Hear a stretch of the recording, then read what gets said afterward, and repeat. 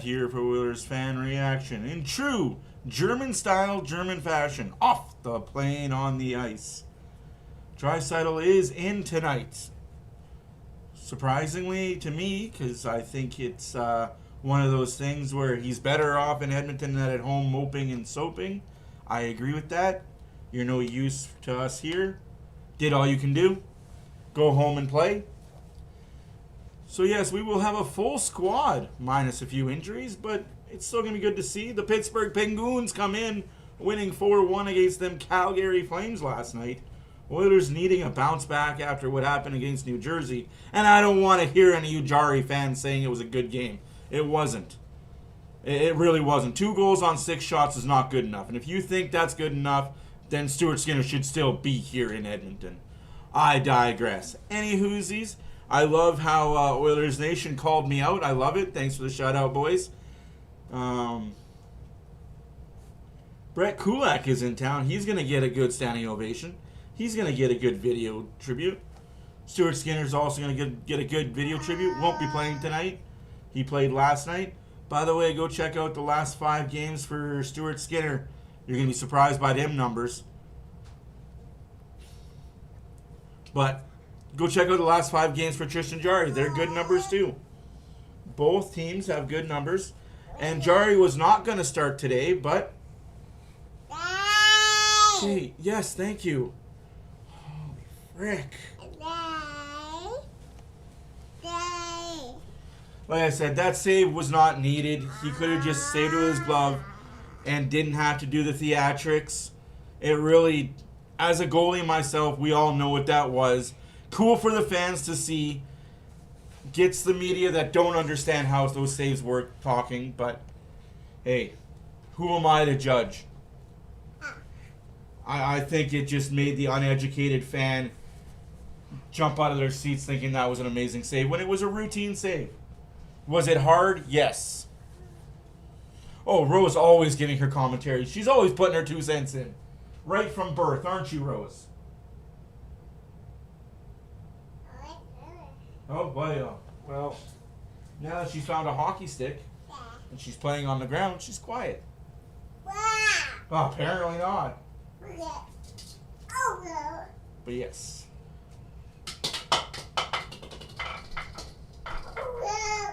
Wow. She found a ball. Oh, McFly. Hello, McFly. How's everybody doing? How are you doing? I know I talked to you last night. You're doing good. You seem to be in good spirits. Hopefully Adam is as good spirits as you are.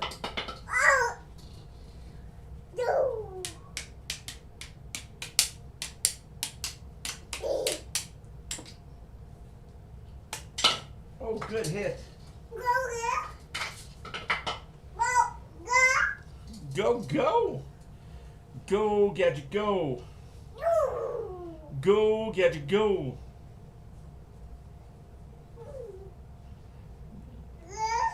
But yes, I'm excited for today's game. Win or lose, I want the Oilers to win, obviously. I'm an Oilers fan first.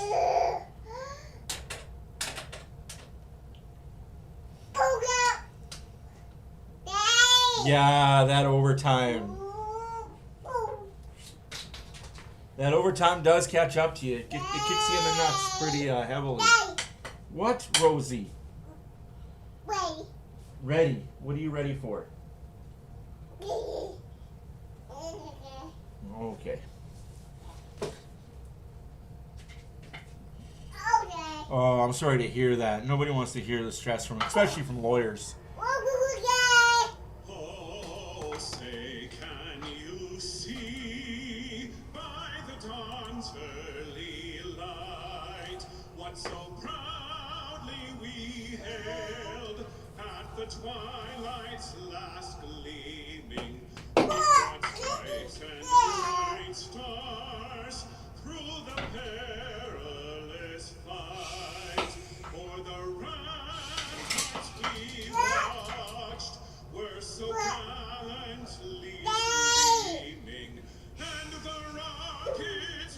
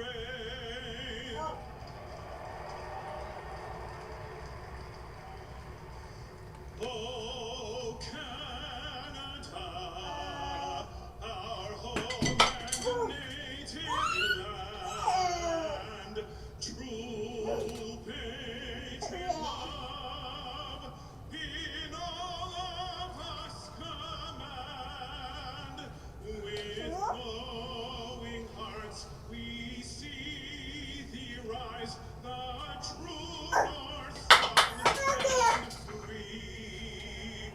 From far and wide, oh Canada, we stand on guard for thee. God keep our land glorious and free. Oh Canada, we stand on guard for thee. Oh Canada, we stand on guard for thee. Play ball! Let's go, boys. Well, we all know what they've come to see tonight at Rogers Place, and what they're seeing are two of the better defensive clubs in the league over the last month, but still dictated by some of the game's biggest offensive names. That man, Tristan Jarry, no stranger to Pittsburgh, of course, decade in the organization, and you see the Oiler numbers. That includes a 26-save, 6-4 win over the Penguins in his second start as an Oiler back in mid-December. Artur Shilovs is no stranger to the Edmonton Oilers either, having played against them in a second-round series, a highly competitive one that went 7 games when he was with the Vancouver Canucks. Connor McDavid, for the first time in 8 games, is playing a team whose leading scorer has more points than he had in his 20-game point streak. That's right, Sidney Crosby still comfortably within the top 15 in scoring. It's 97 and 87.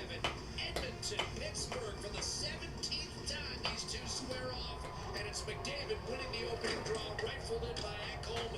We are underway at Rogers Place. Jack, Louie, and Gene with you as the Oilers play game number 3 of an 8-game homestand, game number 3 of a 4-game trip for Pittsburgh. A shot by Ekholm ends up wide. Nugent Hopkins gathers and rolls it over to Zach Hyman. Leon Draisaitl arrived this afternoon. He'll be in uniform tonight for the Edmonton Oilers. So the Nugent Hopkins McDavid Hyman line reunited as a blast by Ekholm disappears in the midsection of Shilovs. Ekholm, Bouchard, McDavid, Nugent Hopkins, and Hyman. Your starting lineup brought to you by Bet99.net. Louie, don't tell me you're not excited. Yeah, great start here for Edmonton, too, in this matchup as they hem in the Pittsburgh Penguins. McDavid versus Crosby. You have to love it, partner. This is what it's all about. Two of the greatest players to ever play the game, and they go head-to-head to start this one off again. Couple good chances, and that last one, the blast by Ekholm, denied by Shilovs. There's Sid the Kid. He still looks great. 21st year in the National Hockey League, and he's still amongst the leaders. That's incredible. Here's a quick dish inside. One of the 3 20-year men not in.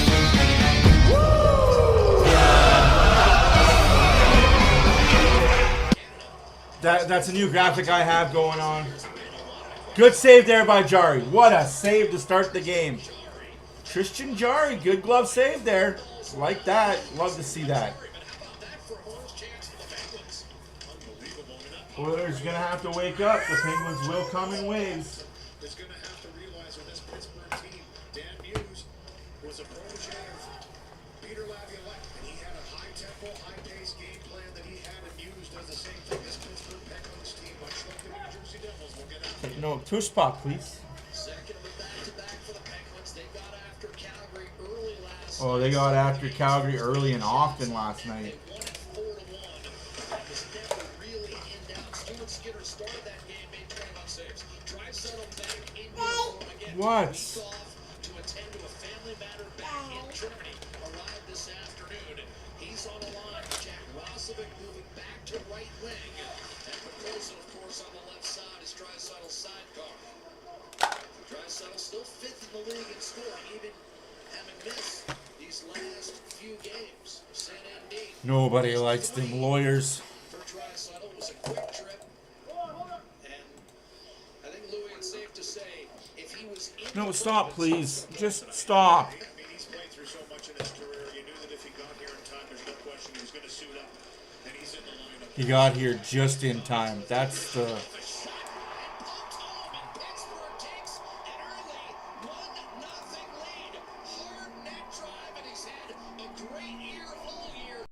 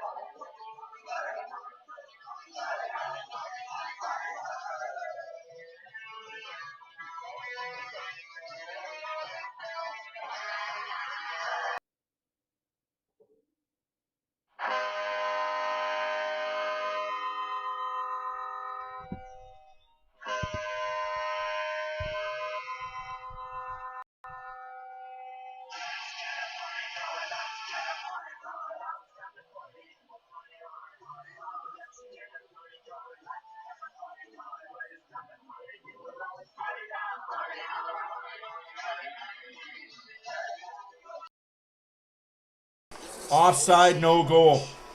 From St. Louis, that's Offside, no goal, but damn, the Oilers got to have that be better. definitive freeze frame. I don't think he's challenging. He gave it a quick shake, and remember, Pittsburgh's got the third best. That count, they're not challenging. 1-0 Pittsburgh. It's too much of a hundredth of a second. And in that transition, Manta gets the goal. 2 shots, 1 goal. That's not good. Not going to comment on that, are we, boys? necessary for his speed, but he got People don't like the fact that I point out perfect stats to them. They get all butthurt, right, Oilers Nation? 2-0 Pittsburgh.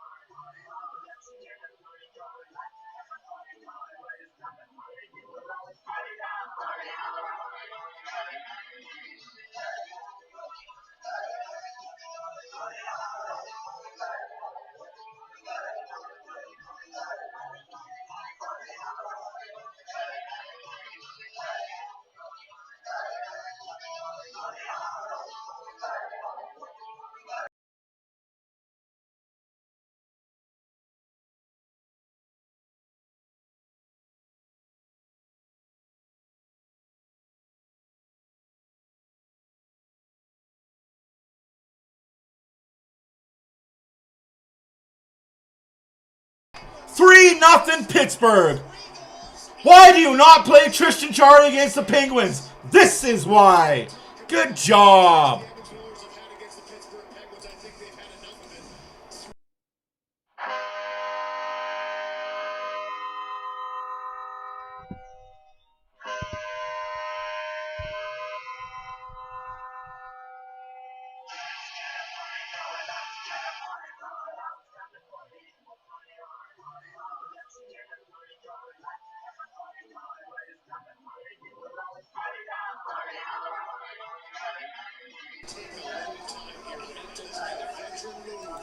Should have challenged Wyatt. They would have lost the challenge, been on the penalty kill. That was clearly not offside. But all I'm saying, Let's get going. Sidney Crosby, 3-0. 3 goals in and no, the Oilers wouldn't have lit up Skinner. Calgary tried last night. But that's okay. Hey, it's okay. situation where Crosby, that 27th goal of the year now is I'll timestamp it, bud. I'll timestamp it. I don't think the Oilers have it. And I don't think they've had it for a while. And it has nothing to do with the goaltending. Guys, I will say this until I'm blue in the face, and you guys know I've been saying this. It has nothing to do with the goaltending. Everything to do with defense, lack of structure, and lack of actual system. That's what it comes down to. This team has no structure in the defensive zone, has no system in the defensive zone. It doesn't matter who your goaltender is when the defense is terrible. They don't have a timeout to regroup. They've used it. A blast by Eric Carlson, who draws Say what you want, man. I called this game was going to happen this way as soon as they switched goalies. They should have kept with their first instinct and gone with Ingram. Jari's not the answer, guys. I hate to tell you, Jari's not the answer. Never was. Good thing Calvin Pickard's still in Edmonton for the time being. But now he's asking for a trade because he doesn't want to be here. Wonder why Pickard doesn't want to be here, folks. Could it be because he's been treated like crap?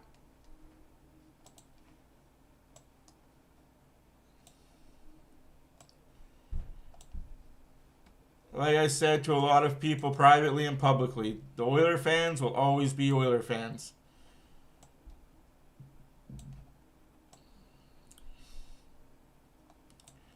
The fans are always going to fan.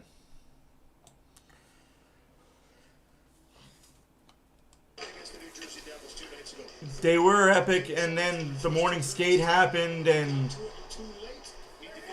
I don't want to get into it. Yeah, get rid of Pickard. Go ahead, get rid of Pickard. See what you got. You'll be lucky to make the playoffs with this tandem. waiting in the finale on Sunday. A lot of people thought this might be just, sugar time, a gravy game for the Penguins. If they get it, great. If they don't, big deal. But as you said, Lou, professional pride might factor in. Hyman dropping to McDavid, open his Bouchard. Reshot followed by G-Loves. And a rebound, Bouchard will slap out to the I don't want to be that Oiler fan, but we all saw this coming. Crosby able to pry it off his stick and a high flip, big bounce though. This is going to be an icing call against Pittsburgh with 4 3/4 minutes. Like, if you didn't see this coming as an Oiler fan, Good save here by Sheelows, and I think that's important. Edmonton needs to start getting to him and finding chances. Bouchard with the activation tries to go high here, and a good glove with a screen right in front of him. I mean, Zach Hyman is literally standing on the edge of the blue paint right in front of him, and he still finds that with the glove. Has lost his last 3 though, Sheelows, so for Edmonton, they have to feel with a lot of time they need to get to it.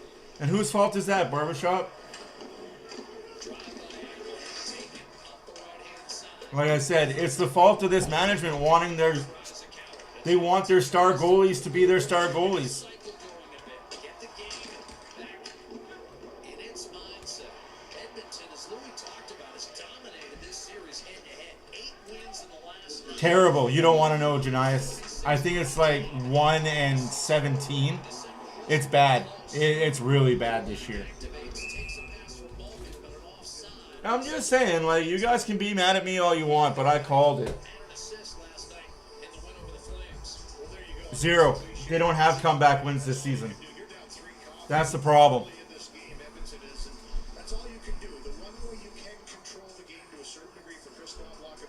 Like, I hate to tell you guys, but they don't have comeback wins this season like they had last season. And it's all because of the goaltending that kept them in games. Allowed to have 1 bad game. 2 goals on 6 shots is pretty bad to me. The game before the shutout was pretty bad to me as well. How many bad games in a row is he allowed to have before the fans decided, wait, he's not that good of a goalie? How many bad games in a row is he allowed to have, Barbershop? No, he didn't. That's the thing is, no, he didn't.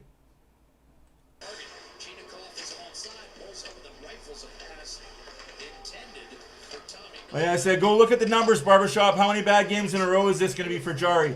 That shutout against St. Louis, or Vancouver, sorry, that doesn't count. Yeah, you're not wrong, though. If you're going to call a timeout, challenge the play. That was terrible. That's on coaching, that is. But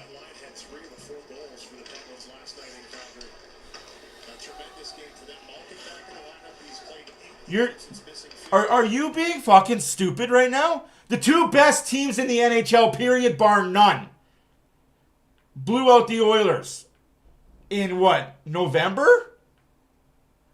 Like, that just shows lack of stupidity. Like, that's just dumb commentating. That's just dumb commenting on dumb commenting. I'm just saying, if you guys want to bash Stuart Skinner for what he did, you better start bashing Jari too. Tailed off a bit, but they've had success once again after an 8-game losing streak. They've been on fire. Here's two. Already a career high 11. Another one goes in. Good thing the post is sitting there. I'm just saying, if you want to bash Stuart Skinner for these, start bashing Jari. 7 minutes into the game. None of Skinner's wins count on the Pens. Are you fucking daft, stupid, or in between? Like, dude, you're so fucking ignorant. I'll pull up Skinner's fucking shot totals right now for Pittsburgh. Because this game's a fucking blowout. They should have played Stuart Skinner today. No, you idiots at Oilers Nation like Jari. This gives you hope. This gives you hope. Good. Hope for a first-round exit, because that's exactly what's happening under this goaltending. Fucking pathetic, man. And by the way, Oilers Nation, thanks for the shutout, like I said. Because I'm the only one that's bashing Tristan Jari. Tristan Jari's played one playoff round, got pulled in it. Lost in 6 games. And lost bad, too. But don't talk about that. Connor Ingram, 0 playoff experience. Don't talk about that. Dude, you are such a brainwashed person. You're just brainwashed. You do what everyone tells you to do. You believe what everyone believes you to be. Fucking brainwashed.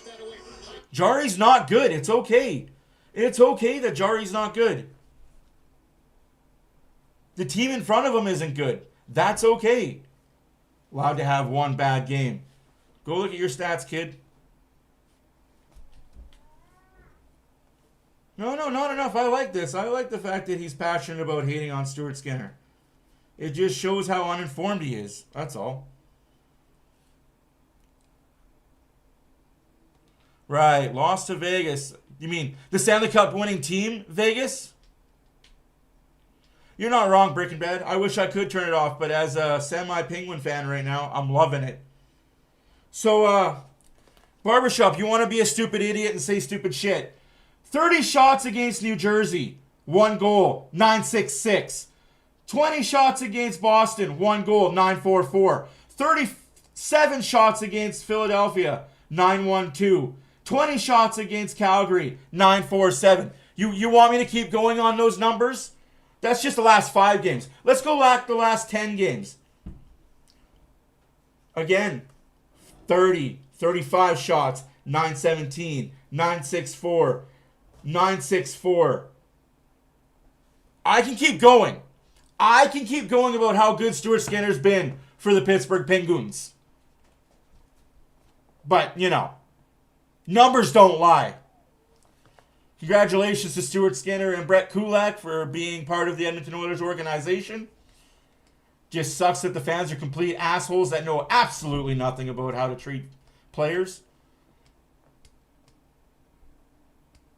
No, I disagree with that. Well, it should have been Campbell in net. You're going back so far that Campbell should still be the starter in Edmonton. You are such a terrible person. Like, you just don't know what the fuck you were talking about. And that's okay, kid. If you want to go back that far, go back that far. But it's like you said, hey, didn't you say like 5 minutes ago last game, it doesn't matter what you did last year. It's what matters what you're doing now.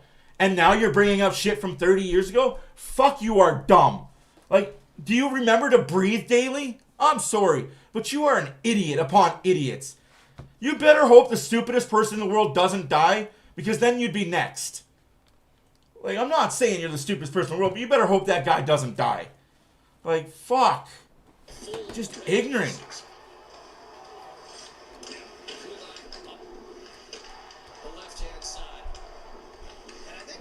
Like, just ignorant, man. Like, I really cannot wait for you guys to turn on Jari. And you're going to. That's the saddest part about this entire conversation. Is you're going to turn on Jari. He is a good playoff goalie. Back-to-back cup finals say otherwise. He was good enough for the Oilers if they showed up in the finals. I don't see Jari doing any better in the playoffs. I don't see Ingram doing any better in the series. What has Hellebuck done in the playoffs? Igor Shesterkin. A guy that's an Ironman, never missed a game as an Edmonton Oiler. You know, that's something to be said when you talked about it, check how much he played hockey. That's unbelievable. Jake That's durability. Ottinger. That's a guy that wants to be in the line. What did he do in the playoffs? Pretty elite facial hair on both, by the way. Yeah. Stewart's always had the mustache, but Gulak has really grown in. The ginger coverage. Dude, you're an idiot. You are an idiot sandwich, dude. Yeah, Skinner and Forsberg. Enjoy the game, Barbershop. Enjoy this loss. And I can't wait for Oilers Nation to make up the excuse for Jari on this one. Everything was an excuse for him. Baby gloves. Remember that, guys. You got to wear baby gloves around Tristan Jari. He's an ex-Oil King. Can't make fun of ex-Oil King. He came back to Edmonton. And here's Leon Draisaitl. That's the one good thing. There's lots of time. It's really ridiculous how you guys treat former players that played here as junior. They'll make it a bigger lead for Pittsburgh, and that's going to have to tighten up, correct? Chip back to Malkin. Sure thing, bud. Sure thing. Played a team high 22 minutes last night. That should be a penalty against the Oilers. Thank gosh, no call. Was without Carlson and Latte. 3-0 for Pittsburgh. It makes the Vegas loss tonight look a little better. Goff is able to pick off and lay one inside the Oiler blue line. The 3 goals against in 37 seconds for Edmonton is a club record. It never happened in that amount of time. The 3 goals for the Penguins in 37 seconds, their fastest since 1972. Here's a good shot high and wide, and that kicked off the boards. I can tell you that year no one was paying attention to the Penguins. It was all about Franco Harris and the immaculate reception in Western Pennsylvania.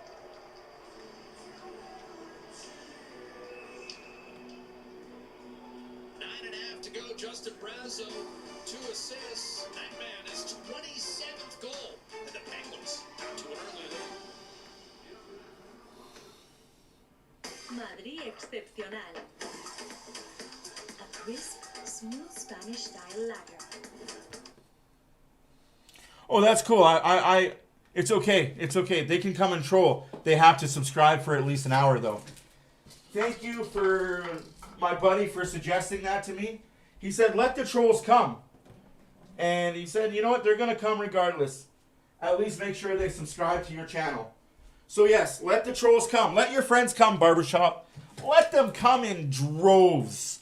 I welcome it. Because now they have to subscribe to Troll for an hour. So if they want to be smart asses and think, oh, I'm just going to subscribe for 5 minutes, 1 minute, 10 minutes and say what I want to say. No, you're going to miss out on the entire game and start trolling when nothing is factual. Sorry, not sorry. Good. Good.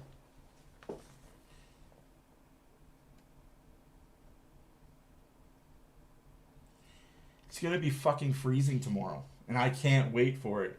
Because that means pristine outdoor ice. But yeah, Jerry, you signed in at a wrong time. 4 goals, 3 shots. How about them apples? Sucks, man. Like, I hate it as an Oiler fan to see them come out like that. Mantha with his 15th. Mantha with his 16th. And then, of course, Crosby with his 27th.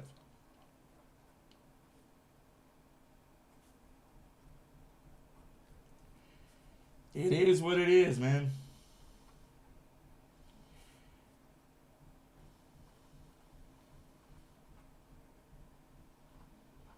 Oh, man. Clifton got the 2nd assist. I haven't seen that guy since he was in Boston.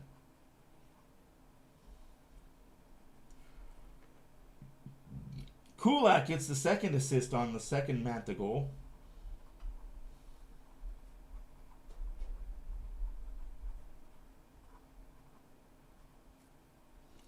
Goals in 38 9 minutes left to go. goals in 1982. 3-0 Pittsburgh. Now to win the game, 6-4. A drive from the point and a save made by Jar. Should have taken the timeout, challenged the play. If you lost, kill the penalty. It was January 26, 1982. Penalty coming, and it's against the Edmonton Power play coming up for Pittsburgh. Sheloves was sprinting for the bench. Let's get the call. I mean, anything's possible. They can come back. I'm not saying they're not going to come back. I'm just saying it's not in their favor. But, hey, anything's possible. Oh, yeah. Ouch. I don't. Fair enough. He's an idiot for that. Absolutely. I can concur on that. Here's Eric Carlson walking the line. This Pittsburgh power play getting third in the league. 27% redirected by Raquel on net. And a save made by Tristan Jarry. Pulled free. Jarry has no stick, so it's a lot of 5-on-3. Got his stick back. Nice save by Jarry. Needed it. And just like that, power play over for Pittsburgh. 30-second power play. Looking at the referee like I played 21 years in this league. You're not going to give me a little hack and whack. 21 years did a pretty nice job of striking back against McDavid. Now McDavid has the puck on his stick, but he's the fastest with it on his stick. Here's the save in tight. Rust has a good look from the slot, denied by his own goaltender. Tristan Jarry, and then a couple pretty good runs from behind by Crosby is where the call comes. So we'll have some 4-on-4 here for a minute 29.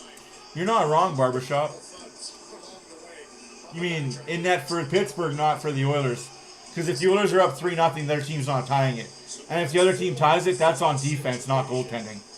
That's on the team lack of awareness and lack of instant killer.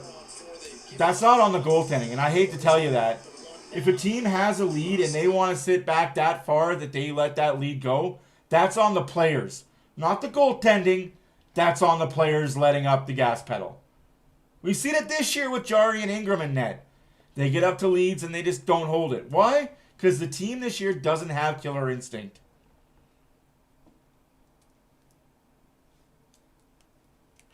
That's hilarious, Epic. That's hilarious. I hope he doesn't have money on this game. Otherwise, he could be booted from the league. Darnell Nurse gives it to Podkolzin. That's another guy that I'm really liking what I see from him. Podkolzin. Didn't deserve the 2, the 5, and the 10. Did not deserve that last game at all. That killed a lot of Oilers' momentum.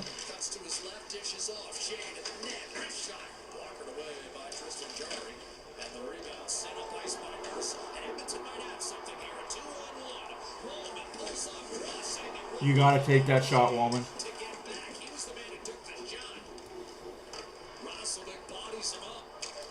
You're bringing up one game out of how many did he save? So bring up the overtime win 1-0 by him against Vegas to clinch the series. Bring that game up. You want to talk about the one bad game he had? Bring up the great game he had. 1-0 in overtime, he won that game. But you don't want to talk about that. No. Because that doesn't fit your narrative. I'm not saying he's a great goalie, Barbershop, but give him some fucking credit for what he's done. Holy fuck, that's all I'm saying is give the guy credit for what he's done. He was brought here to be a backup goalie. Told, by the way, our starting goalie's mentally dumb. Mentally done. So you are now our starting goalie 3 years before you should have been. And he did an admirable job while doing it.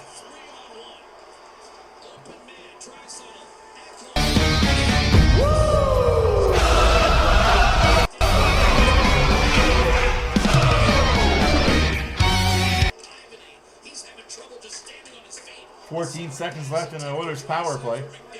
Redirected. Bouchard to McDavid. St. Anthony get the puck from McDavid, who then tried to roll up the leg of Sheloves. Unsuccessful tandem. St. Anthony trying to gut her down. Power play is over for the Oilers. Draisaitl pulls up. One-timer Bouchard, and he just missed. And it'll clatter off the goalboards and all the way back to center.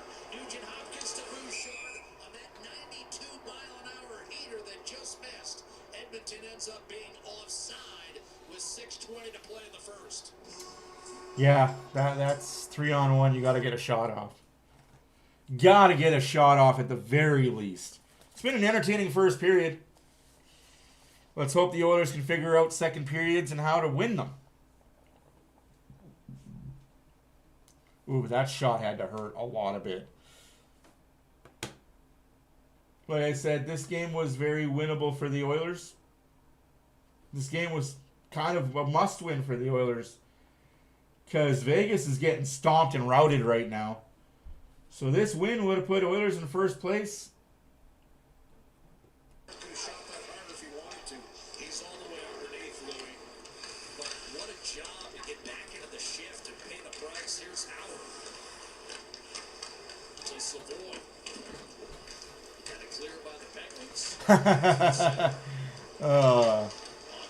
He misses his buddy Kulak.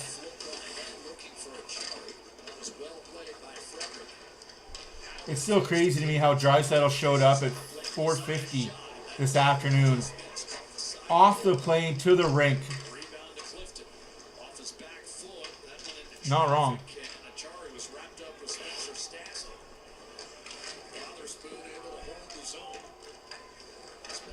I hope so, Barbershop. Again, I hope the Oilers come back.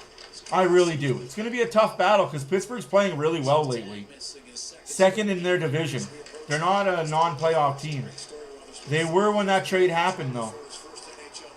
Which is kind of crazy to me. Who knew getting a goalie at a trade would boost the team?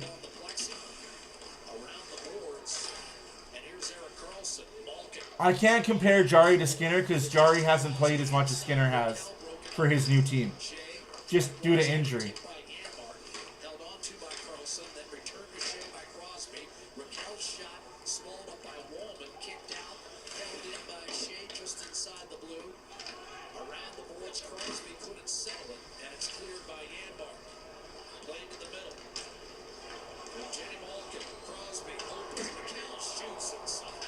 Malkin and Crosby out there together, that's a rarity to see.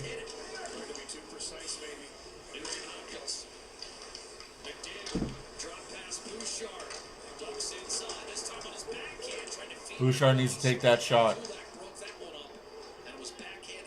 Barbershop, they're not falling off, man. Pittsburgh is going to be a for real contender. Now that Malcolm's back, and that's what it's been. Malkin was hurt for most of the year. Now that he's back, this team has found their swagger again. Seeloss and Skinner, they're holding the fort for this team.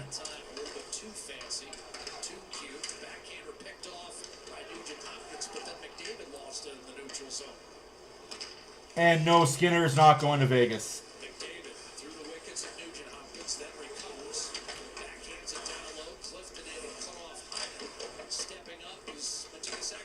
We have a better chance at getting Jonathan Taves out of Winnipeg than Vegas does getting Skinner to their team.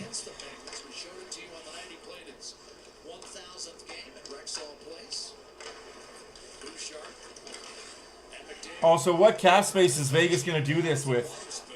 They're $11 million over the cap right now. Be pretty interesting how they're going to do that gymnastics.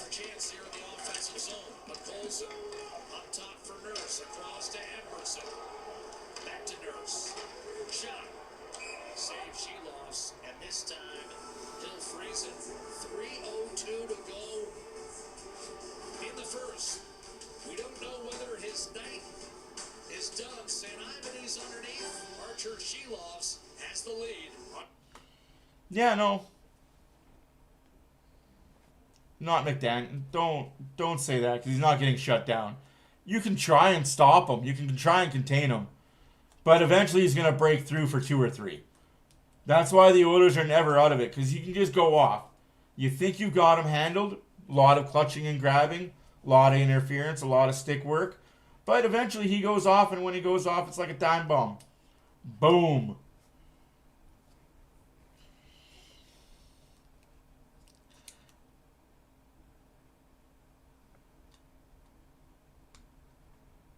Yeah.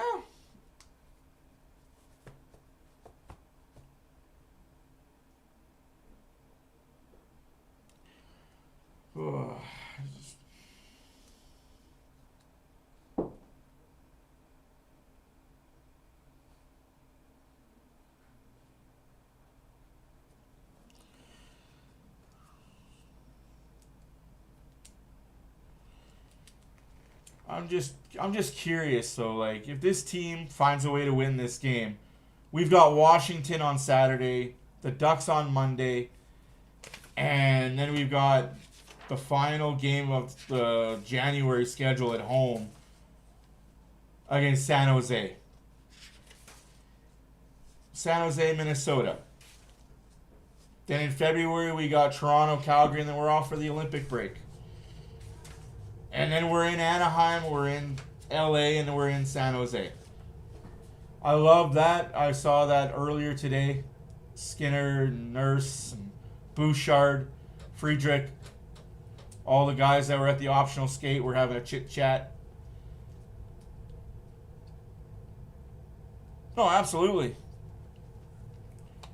Probably wouldn't have been a bad one, but it might be an easy. I just don't see the Pens going on more than a 2-game losing streak. Unless injuries happen. Of course, injuries throw everything out, throw every prediction out if an injury happens. The Penguins are playing great hockey right now. They've got to maximize the rotation according to their schedule and solidifying what would have to be considered a surprise playoff spot. I don't think a lot of people had the Penguins in the top 8 coming into the year. I would agree with you. They haven't caught them at a bad time of the year for the team, but they've caught them at a very good time for the team. 10-3-2 in their last 15 after that 8-game losing streak for the Penguins, and much better defensively. One of the best defensive teams in the league since that time. Yeah, and if you narrow it a bit further, Louis, they're first in goals against the last 13. Here's a drive off the rush by Stewart. He's had 2 good chances, and this one off Jerry, off the glass, and out of play. Book your next hotel stay through edmontonsbesthotels.com and earn rewards with each stay. That's Sure, fluky. edmontonbesthotels.com. 10-3-1. Really good save Fluky. by Tristan Jarry and a couple physical plays, but it leads to a 2-on-1 again for the Penguins as they jump after pucks on the turnovers that are off to the races, and that glove hand reached out for that save. They play in a different division. Earlier hit a bar and his bid to give the Penguins a 4-0 lead. It's alright, Barbershop. It's okay. You just hate everything Skinner, dude. I don't get it. Like, everything Skinner you just hate. It's almost like he took your girlfriend in high school and you never want to forget about it. I feel for you, man. Like, I couldn't live with that hate that you have. I couldn't. No matter how much I dislike somebody, I couldn't live with the hatred you have for him. It's just weird. It's just weird. Pittsburgh was 2 wins and 8 previous seconds on back-to-backs. Kulak comes away with a loose puck and inexplicably just lobbed that into the corner. That's going to be icing all day. Minute 28 to go in the period. Oh no, I didn't say it was fluky for the Ducks or the Kraken. It wasn't fluky that they took advantage of a weak schedule to start the year. Absolutely not. I've said this for years, Barbershop. I've said this for years. Even when the Oilers were shit for that decade of darkness, when they were first place October, November, or second or third, I've said it for years and I will continue saying it. Shitty teams to start the year have good records because good teams find time to gel and get into the season. But when those good teams start gelling and start winning, the shitty teams fall. And that's what happens. It happens every year. That's why for the first couple months, don't look at the standings. They don't matter. Don't look at the standings until December 20th to March 10th.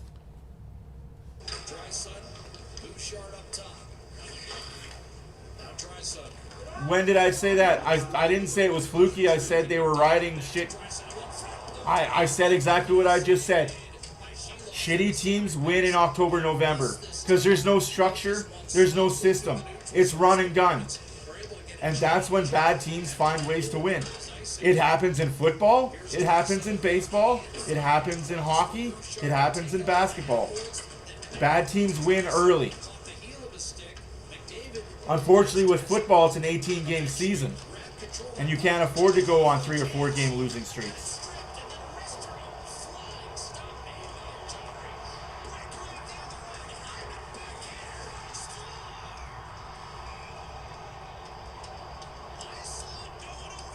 That's in the net. That's in the net. and the Oilers can't challenge.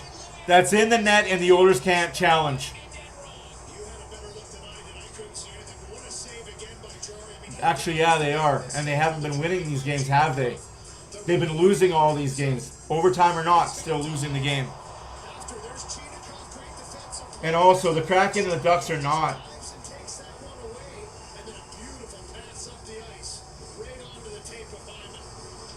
And he tries to go to the backhand. Does this puck go over the line? It's all right there. It dribbled. Just couldn't get back to knock it over the line. It was one of those illusions. The puck wobbled. Wow, no goal. That's insane. That's insane. Break the play. The puck luck right now. You need it. What a sequence. What a period. Who have the Avs played lately? Off Nugent Hopkins to the corner shot. I'm not taking anything away from the Avs. Go ahead, win the President's Trophy. Go ahead and be the best team in regular season. Means nothing come playoff time. I'm just saying, man, you get lost in the sauce pretty easy, man. You get lost in the sauce real easy.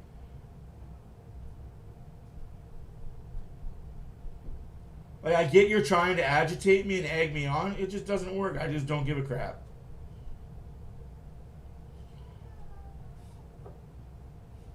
Facts are facts, kid.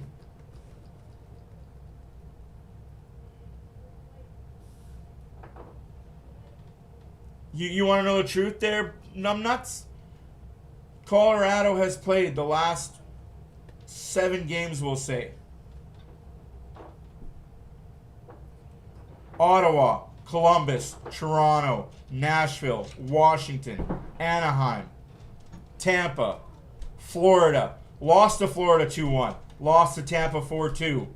Non-playoff team Ottawa, beat them. Non-playoff team Columbus, beat them. Lost to Toronto. Lost to Nashville. Beat Washington 5-2. Lost to Anaheim 2-1. They play playoff teams, they don't win. Don't let those facts hurt your feelings. Anyways, guys, enjoy the first intermission. 3-0 Pittsburgh. It sucks sometimes, but Oilers got to play better in the second period.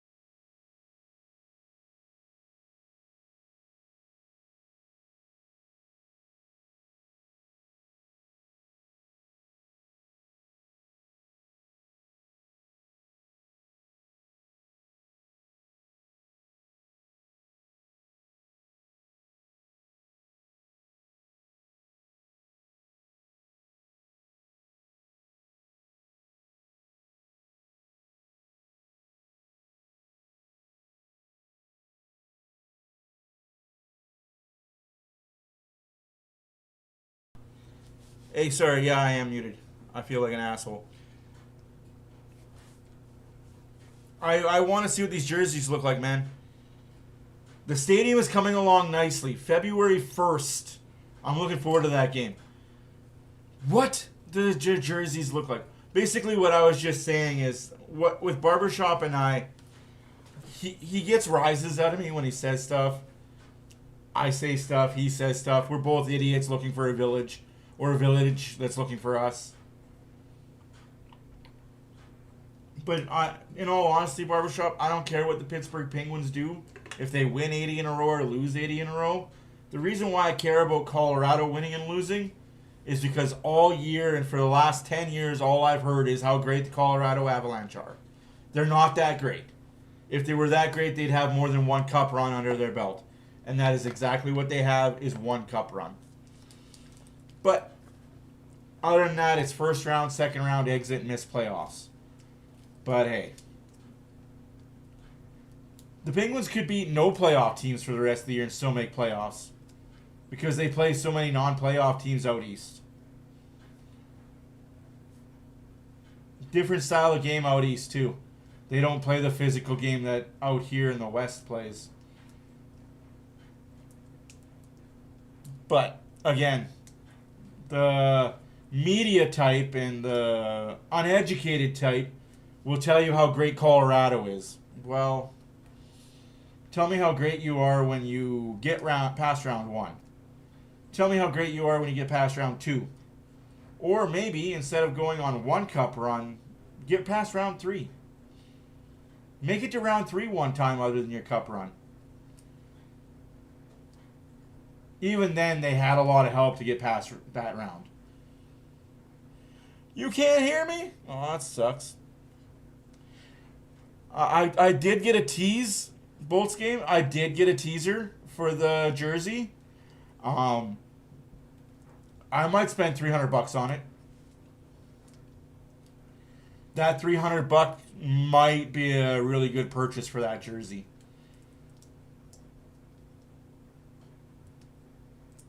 One side to the other. Jasper Pond Hockey. So you heard about me rambling about the stadium and how it's coming along nicely. We're a couple weeks away, but that stadium is coming along nicely. And hey, you want to know the best part about that stadium? No roof. No roof.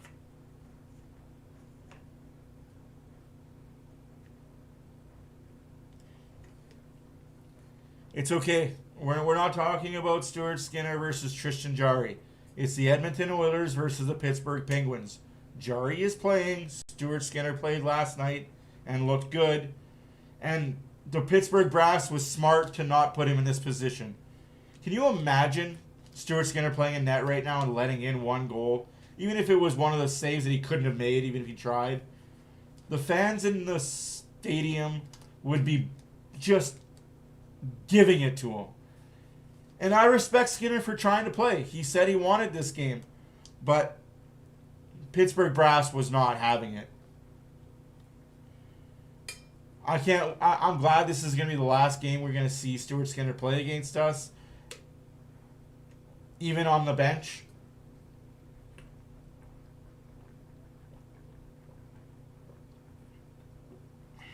Unless it's in the finals. Still, that'd be something to see, eh? Pittsburgh Oilers in the finals. Crosby, McDavid. Malkin, Draisaitl. Whoever the Oilers pick up at the trade deadline versus the Pittsburgh Penguins' third line.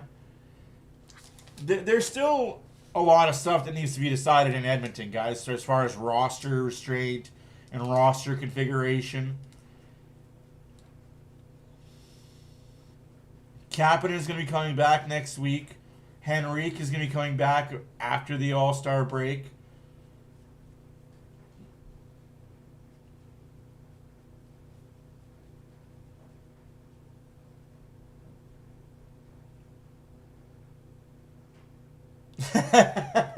For which team, Jones? The Oilers or the Pens?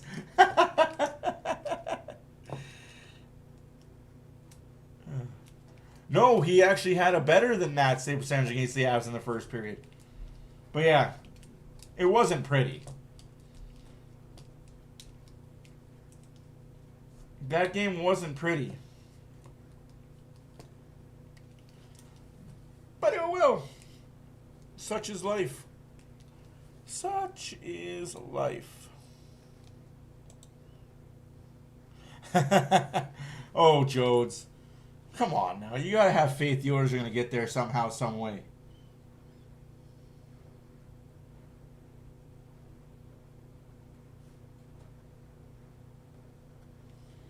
You've got to have faith the Oilers are going to find a way to get back to the finals.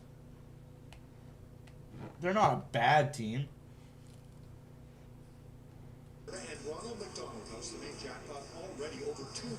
Shots were 9-12 for the Oilers after one. Scores 3-0 Pittsburgh. Manta, Crosby.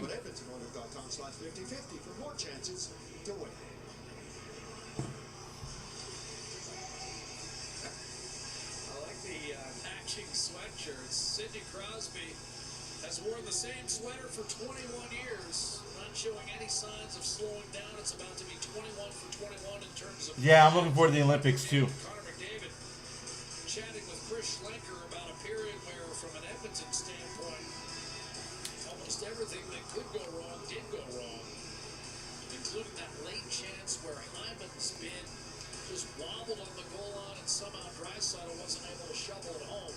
Here's McDavid and Crosby to start the second. As Pittsburgh I don't think that was the case at all. and its last 10 tries against Edmonton. And he tried to re-sign Perry and Brown. Perry's wife said fuck no. And Brown wanted $3.5 to $4 million. I'm glad he got it in New Jersey. I'm glad he's happy in New Jersey. Two clubs played well coming into this one. Edmonton nipped 2-1 on Tuesday by Jersey. McDavid crisscrossing, shooting wide off the rush against Sheila. So like 320 Canadian? You got to add almost $100 for the exchange rate at the rate we're going. Penguins with a win on Monday in Seattle. Blue first goal in 71 games in that one. And then the win over Calgary last night. We'll take 2 days off. Finish up the trip in Vancouver on Sunday. McDavid gone into it. I agree. I agree. Louis, as you know, trying to take advantage of this stretch of 4 I feel you, Barbershop. I'm not disagreeing with you. Hindsight's 20/20 though, right? Like we have to remember that though. Hindsight is 20/20. Here's the drive down, the nice little kickback by Ekholm. At the last second, Weatherspoon gets the stick in there and disrupts that shot. Labeled far side. Draisaitl wins a face-off back to Emerson. Whistles in. Connor Clifton. And now Prokol's wheeled around the boards. Did you? Yeah, see what I mean? The exchange rate kills you, man. It kills you. But yeah, that's awesome, Bart. That's awesome, Bolts. I like the baby blues. Oh, that powder blue. Oh. Diane, how much do you love me? Because those are such sick jerseys. I know we're an Oilers site.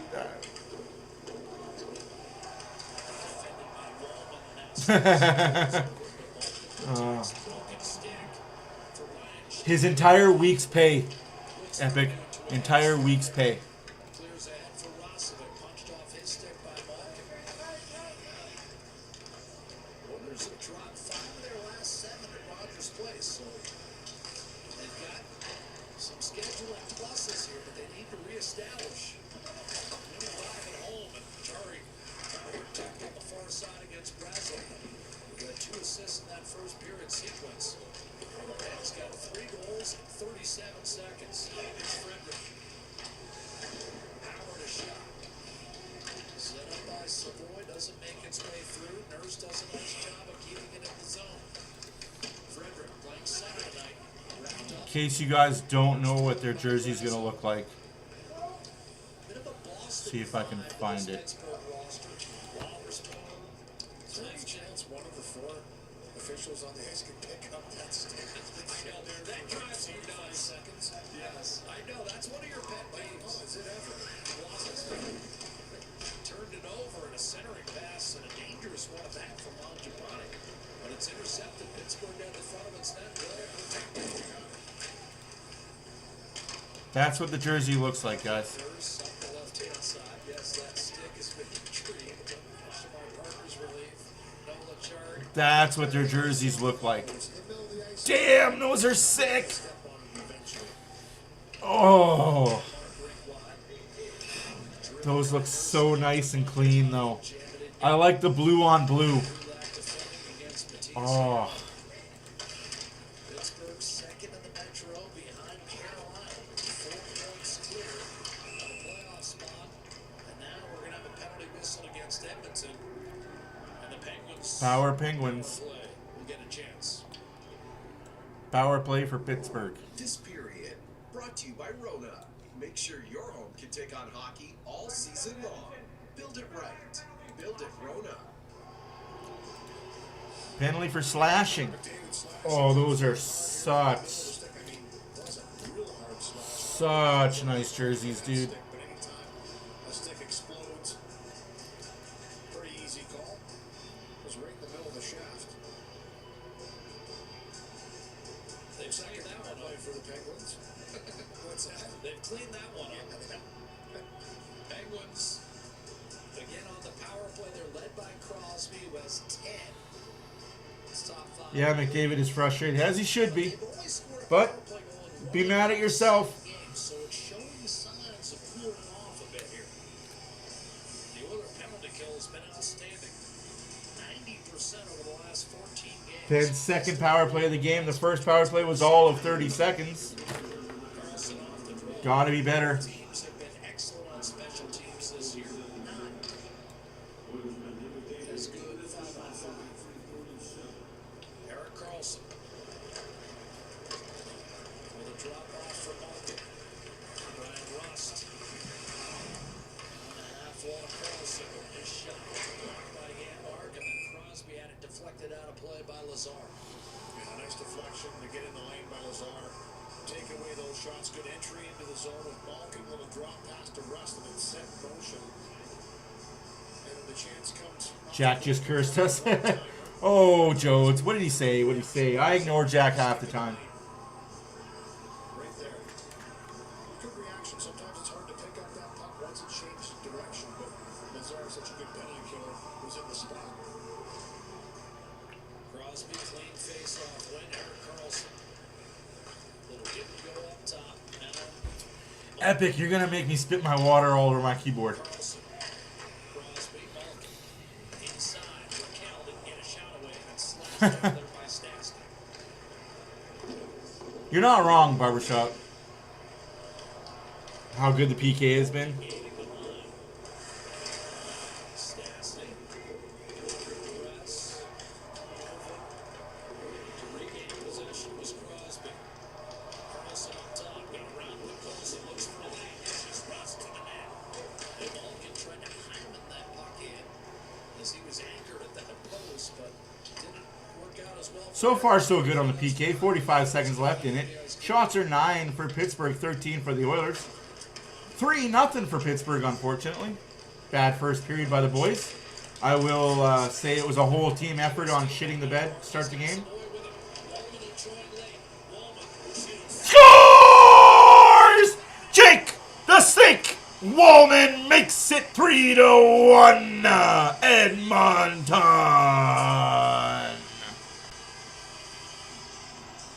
Great steal by Janmark in the line. And it's Wallman that activates as well. Savoy punches through, uses that speed to spread things out. Wallman, good shot. This is the first time I believe they've had a mano-a-mano with Shelovs, and Wallman elects to shoot this one, picks his spot, just lets it go, and beats them. They're on the board 3-1 with a short-handed goal by Jake Wallman. Excellent defensive play right on the entry by Janmark. Set this all in motion. I love it, Barbershop. We are so back. Possession mentality. We're trying to overpass it. We're back, Jack. Two-goal game. It's a kind of sequence that can turn a game around in a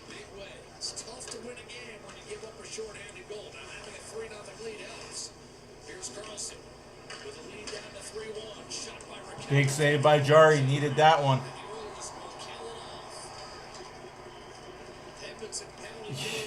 You're not wrong, Barbershop. Like you're not spreading lies by saying that at all. You're pretty accurate by that. That's just oi.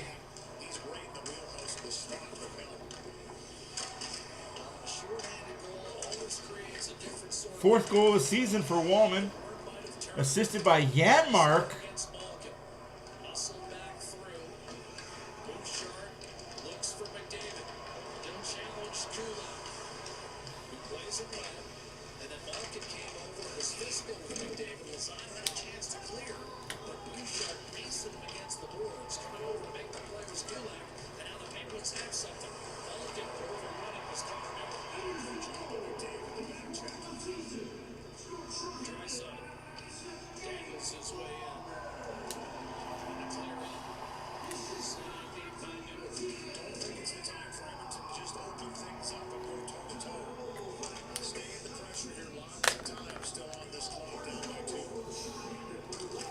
Lots of time, lots of time. After 3 goals, but the Oilers had more chances than the Penguins. But it was off in zone. It was a rough transitional play. I mean, the shorthanded goal was by Wallman, but wait for your opportunities the right way. Start giving this Pittsburgh team chances. They had a few number rushes. Ekholm gets his stick slashed out of his hands. No call on that. So you're going to call the call on McDavid, but not on that. Hey, let him play.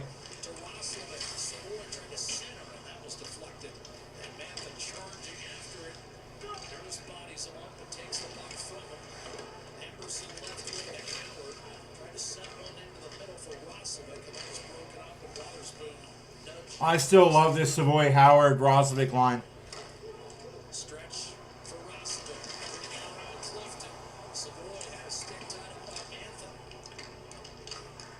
Mantha's all over it tonight. One-way slashing just like one-way driving in Edmonton. Don't tell that to some Edmonton drivers, though.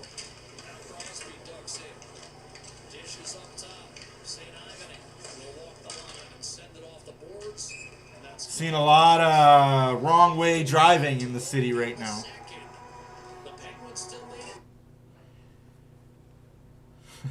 Oh, do the gritty. Guess when you're down 3-1, that's not the time to do the dance.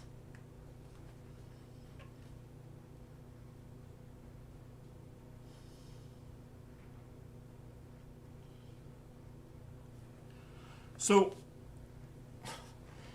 guys, I'm looking at this jersey. It's $105.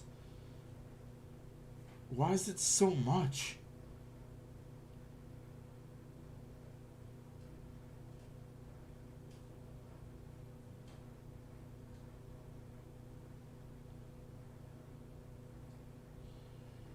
Why is this one... Oh, because it's the Pro.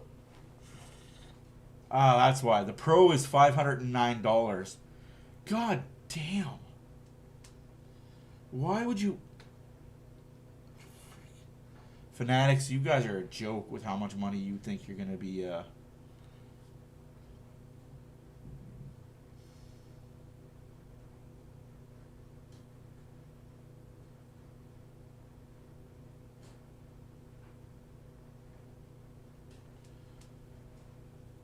I'll have to watch that later. That seems... Was it a warranted beatdown, or did the guy just attack him out of nowhere? Did he make fun of his cousin? Hey, cousin, don't make fun of me. We're at the casino. Don't make fun of me tonight. Yeah, you're not wrong. And it's terrible to say as Oiler fans, but it's something we come to expect on the regular.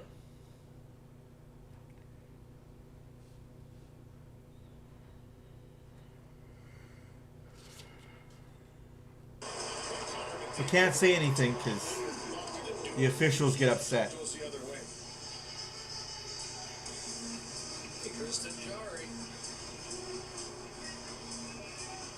Connor McDavid and crew can bring the Oilers all the way back, and we've seen this so often, Louis, where whether it's been Stuart Skinner in years past or for that matter, Mike Smith, it's incumbent now among, on the Oiler goaltender to keep it at 3. If you keep it at 3, you've got a more than fighting chance. Here's a redirection off the last one by St. Ivan. I always think that went high or something. They all pointed up that he was out. Yeah, you're not wrong. Just missed. For a high stick. Yeah, didn't miss by much. Would have been interesting to see whether that would have counted. Walker flipped it ahead, just out of the reach of Lazar and forced back by Pittsburgh.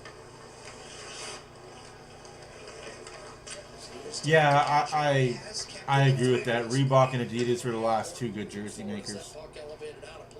But gotta go where the money is. Cheaper to make, Well, here's the expensive to buy. raising their hands about it was this shot. Yeah, just a bit high. And I want to count that out. But here's the thing. You know how I feel about this dude. Don't say anything. Because you know what? It's challengeable. So let him play in the offensive zone for free. But forehands went up pretty immediate. It's just reaction. The guys can't help it. They're competitive. They see that. They want everybody to know. And from the defensive zone, I say let it go. Malkin ahead. Here's a chance. And a backhand. He tried to make the same move he did last night. And this time, Tommy Novak stopped by Tristan Jarry. You're right. That's how he scored the 4th goal last night in Calgary. And a beauty move in tight upstairs over Wolf's glove hand. But he's been on it. Yeah, you're not wrong. You're not wrong, guys. McDavid then tries to go to work again to the backhand, and Jarry follows him the whole way. Put it upstairs on Dustin Wolf just inside the right post and underneath the bar. But he had a little more room, Louis, and a little more pace on the rush than he did on that particular chance. Clean face-off win for Nugent Hopkins. Playing between McDavid and Hyman. That goal up to center, and that's all. Hand pass whistled against the Penguins. Hand pass. Passing with your hands. A discussion where this is going to go. Should be deep inside the zone for Pittsburgh, should it not? Weatherspoon, Clifton, Brazeau, all with Boston roots in their NHL careers. And they've landed on this Penguins team, and along with guys like Lazat, Kindle, and Dewar, there have been some surprising offensive contributions. This team more balanced than many people believed it had a chance to be. Malkin and Carlson, a shot tipped just wide, and then shoveled in front by Malkin again. Jarry put that one out of there. Novak has it back for the Penguins. Carlson to Weatherspoon, a shot save, rebound, and a launching stop by Jarry. It wasn't a lunging stop. Jarry fell over. To keep it just a Whatever you got to do to make the save, though. Hopkins hits the trailer blast. And that ball stopped by Jarry. Or excuse me, Arthur Shelovs, the Pittsburgh starter. That was bound to happen at one point. Kindle knocked off balance by Nugent Hopkins. Get your names right there, Jack. Under control. Break wide, then scoot off the boards. Wide of Hyman and wide of the net. It's an icing call against Edmonton. No matter McDavid's ambition, CIBC would have a personalized plan. Icing Oilers halfway through the second period. 3-1 Pittsburgh. Wallman shorthanded got the Oilers on the board. Tristan Jarry, this shot to the blue line kind of catches Novak a little off guard. He's got to wait for it to drop down before he can spin this back from a sharp angle. The paddle of Jarry is there as he dives across to deflect it to the corner. Jarry acquired for Stuart Skinner in mid-December and immediately beat the Toronto Maple Leafs and then played the Penguins right away. And outdueled Stuart Skinner wasn't exactly a goaltender's classic. 6-4 being the final. Penguins got one late. Edmonton never really threatened in that game. Certainly have been tonight. 3 goals in 37 seconds for the Penguins in the first period, and the Oilers have been playing chase ever since. 3 shots after the halfway point of the second period go for Edmonton. Need to pick it up in that category. Draisaitl, Henderson, and there's a shot that was blocked by Kindle. Bruce will stay with it.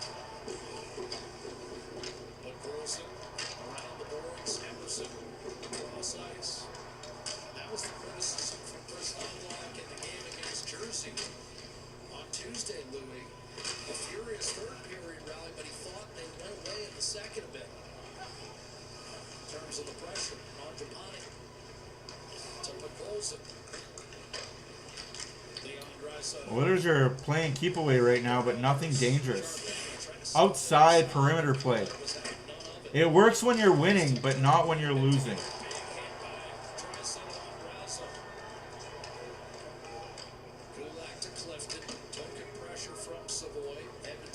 8.5 minutes left to go in the second period. 3-1 Pittsburgh.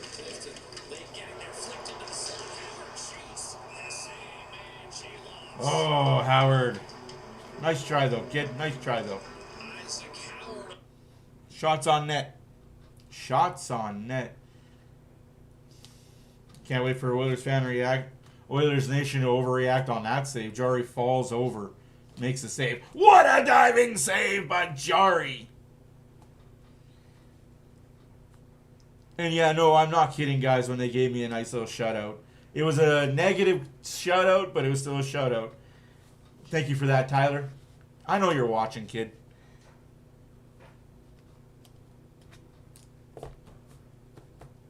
Because how many other fans are calling out Jari right now, aside from this guy? Let's be honest. It's this guy. Like I said, I didn't get the Hollywood script. I'm sorry. Got lost in the mail. Speaking of which, I gotta check my mail. Maybe it's in there. Maybe I got the script. Only talk good about Jari. Okay.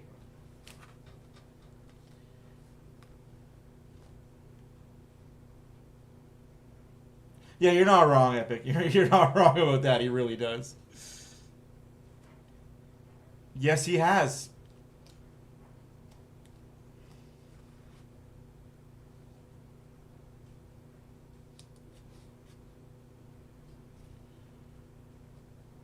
Are you really claiming that shutout against Vancouver? He has had a shutout. Thanks for coming out. He's got 2 of them this year. Are you really riding that shutout against Vancouver and a third-string goalie as Jari did something? I don't know, man. Like, you got to stop with the Skinner hate. It's not healthy. But I do wonder, did Skinner steal your girlfriend in Lethbridge and take her to prom? Is that why you don't like him? Like, he just did something so terrible to you? Did you lose your house over a bet that you shouldn't have made? Like, Against the Oilers, of course, Edmonton winning all 3 of those. exactly, a shutout is a shutout. Skinner has one with Pittsburgh. A shutout is a shutout.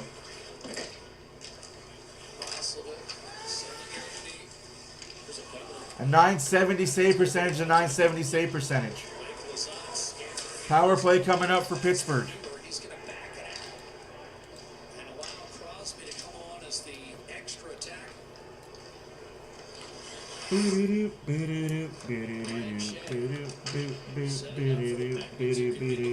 Situation, of course, they have the 3-1 lead. They can extend this power play for as long as they want. It starts out 6-on-5. Also, an injury is an injury. Missing 15 games is missing 15 games. Scores!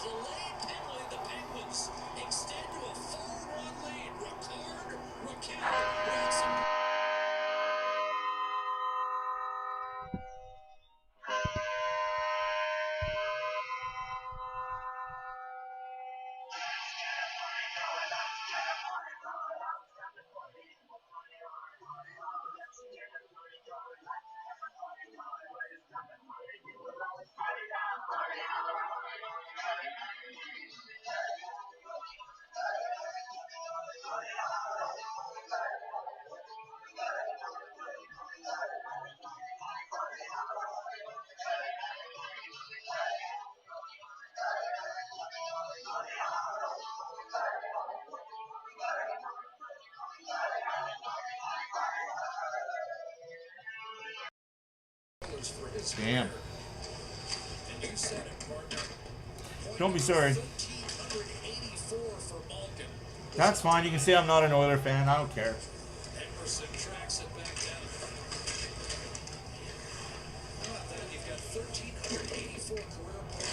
But I'm an Oiler fan if I bash a player and give him death threats, right, though, Barbershop? That's a true fan. sending his in-laws death threats, saying they're gonna rip their throats out. That's a fan, right? Earlier this year by Sidney Crosby, Right. who's sitting on 1,744 points. Malkin and Rust with the helpers over accounts ninth. Here's a steal. You're absolutely right. I'm not an Oiler fan. Playing 5-on-5. Pittsburgh scored on the delayed call. Aggressive with long chance. Novak trying to go cross. Seamer for Chinakhov, and that was tipped. Served up to Kulak for a blast. No, what I'm not a fan of is how the fans treat their goaltenders, Nugent Hopkins. Back to Hyman. treat their players. I'm not a fan of that. You're right. Novak came over, open, and Bouchard shoots. Bouchard off the crossbar. I'm not excited, but don't get it twisted. I'm not excited. Novak comes over to deny. I don't like seeing this. For McDavid trying to get wide on Clifton. Played it reasonably well. I want Jari to succeed. The give to But I also don't want every Jari save and win to be blown like it's the greatest things to slice bread. Nugent Hopkins back on it. Malkin rolled him over. I won't pump a guy's tires for Bouchard. the defense doing it, or the defense blowing it like this.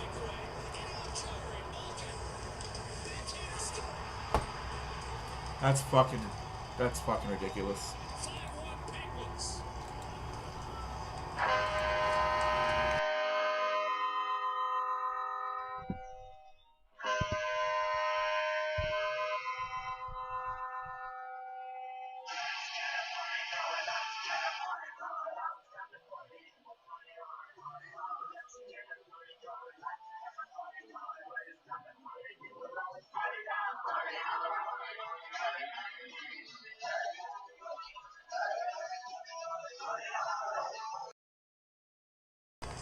No, I wouldn't.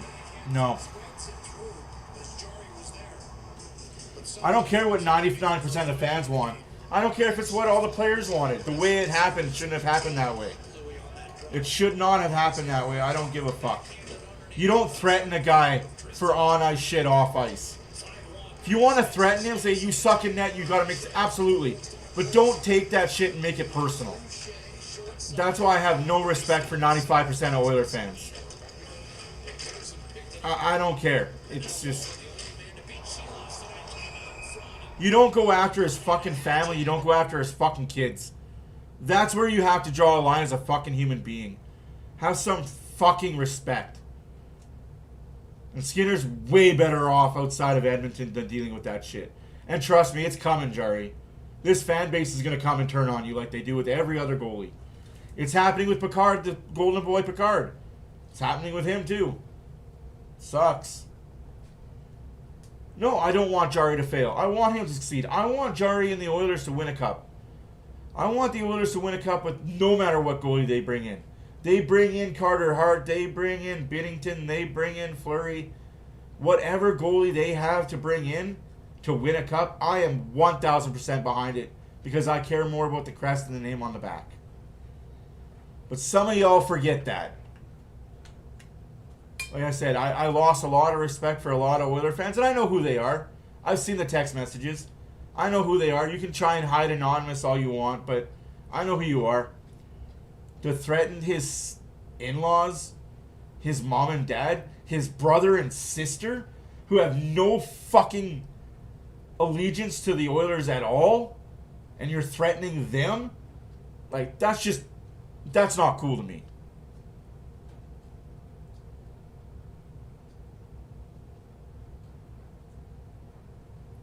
No. It wasn't 2 DMs. It was 150 DMs a day for almost a month. You stupid fucking small dick idiot. Like, I don't even care. I will insult you now because you're just being fucking stupid.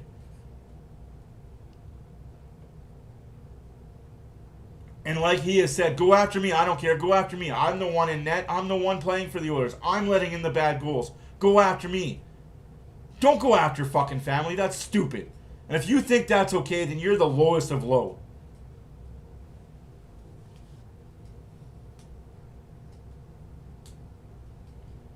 Like, I don't get it. Like, I know they kept Picard. Wow. Dude, you're an idiot. They have, Jodes. They have.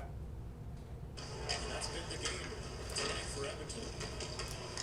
Leon Draisaitl No, I just fucking don't get it, man. Like, scumbags of the earth like this guy, man. Jodes, they have sent people.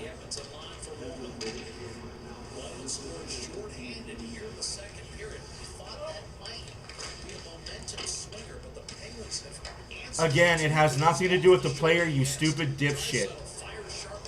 The player didn't give a fuck if you sent him death threats. It wasn't him that he was worried about.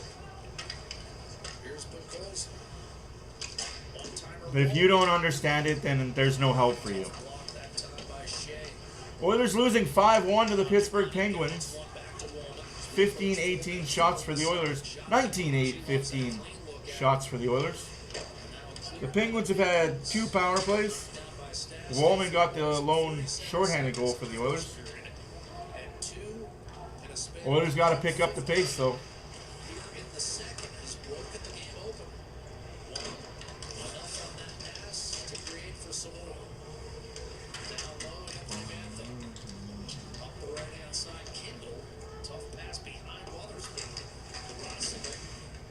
Oh, it's killing all these people that are watching that can't comment because they haven't subscribed. It's killing them all.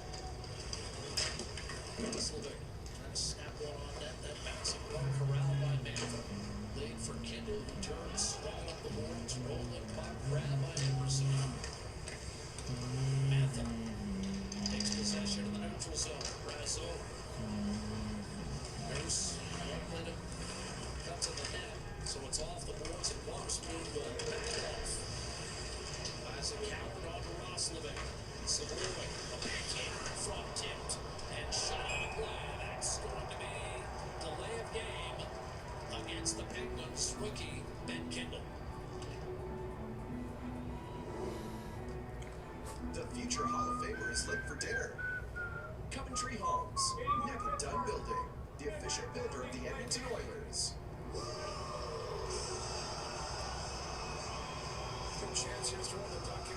It's not a fake story, dude. Like I said, I'm done talking. Sports Center's in the past. You gotta let Sports Center go. It's not healthy for you. Oilers on the power play. Let's get a shot here. Maybe a shot and a goal. That would be helpful.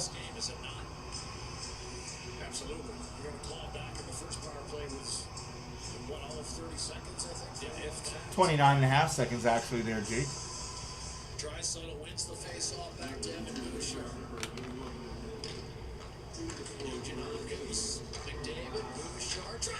Draisaitl misses the net. God bless. Come on, boys. The first team in the history of the league to give up leads of 3 goals or more in the last 10 minutes in back-to-back games. Utah and San Jose steal by right side, short-handed for the Penguins, and on net for Rust. Fought off by Short-handed breakaway by the Penguins. Good save by Jari. Wow. This team is something else.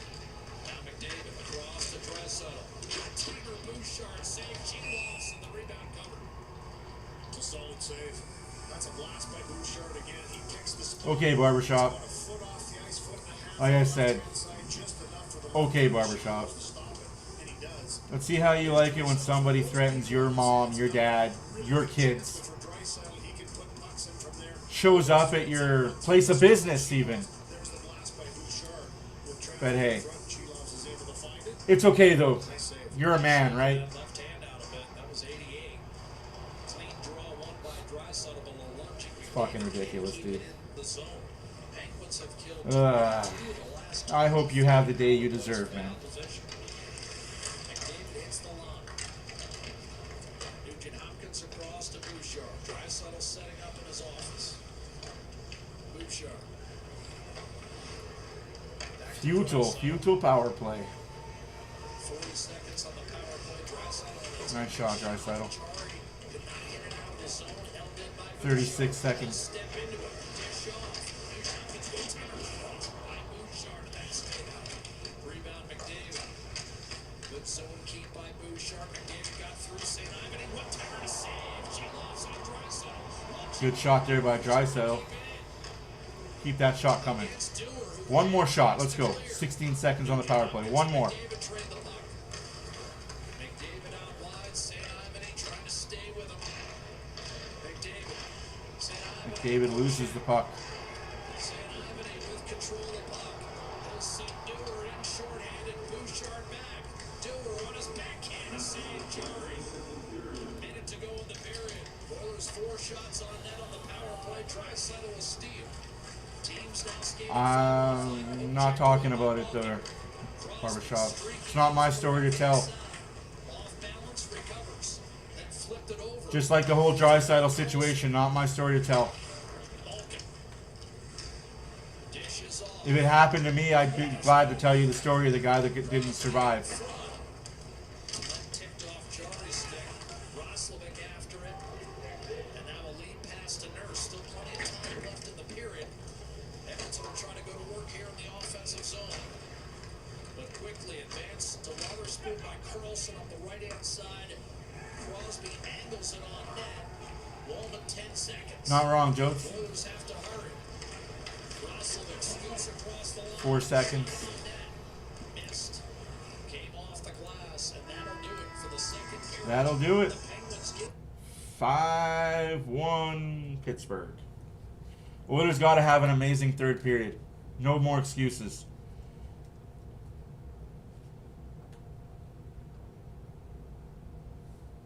No more excuses for this team.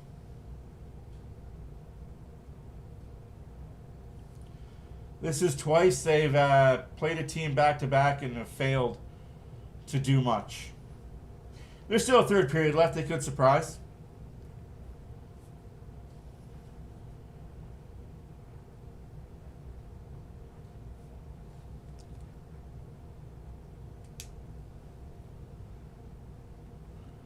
I'm deeply invested in the story because I'm deeply connected to the family. I should be deeply connected to this story considering I know the family rather personally. So yes, the story does have deep resounding for me. And the fact that you don't understand that, maybe you should shut the fuck up. Just shut the fuck up on the matter. It's that simple.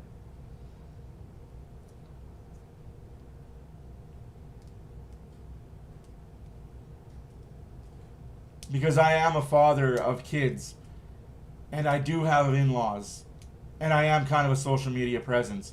And if any one dumb motherfucker decided to come at me or my family, they wouldn't survive. I'm telling you that flat out, point blank. Come at my house. You wouldn't make it out the door. We don't call 911.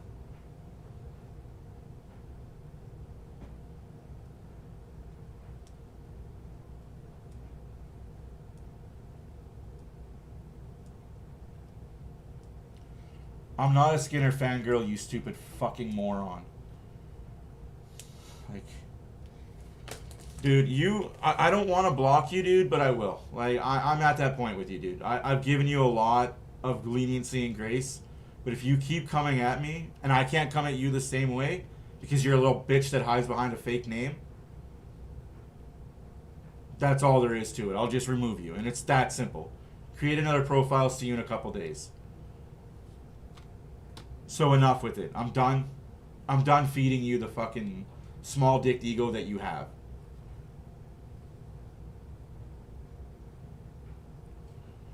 No, you don't fucking understand who I am and what I can do. And what I am fully fucking capable of. And it pisses me off that I'm not allowed to say shit because this shit will be brought up. If you bring snacks, I might eat the snacks. It depends on the purpose that you show up for. If you show up and we're going to have a good time, all right, good time. But if you show up when I'm sleeping thinking you're going to do bad things to my house, my property, and my family, well, I hope you told people what you were doing that night.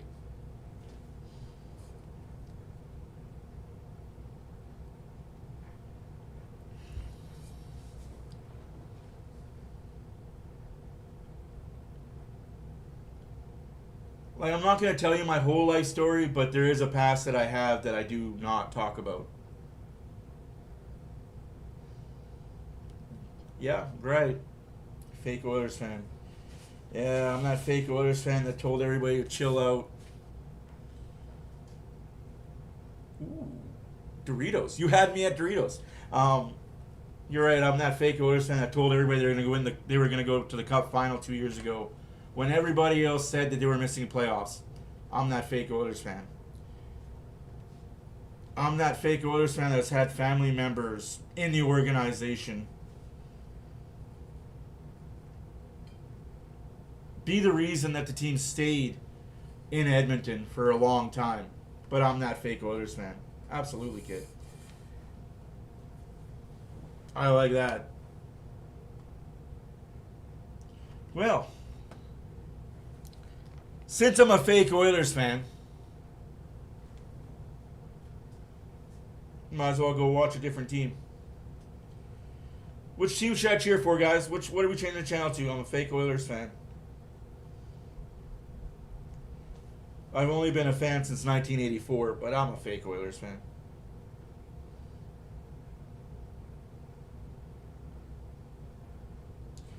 Who knows? They might. I still think the Oilers are going to make the playoffs. I want them to be the second wild card team.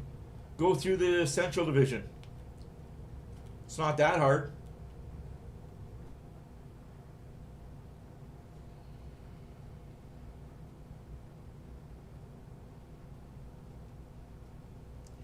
Yes, sir. Vegas lost.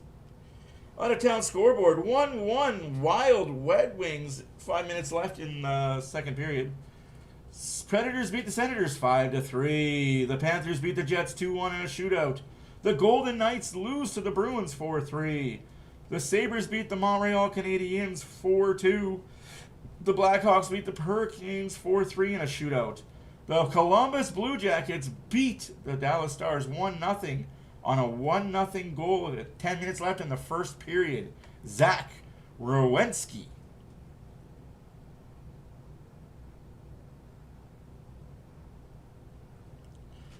Yeah, Barbershop, that's very true.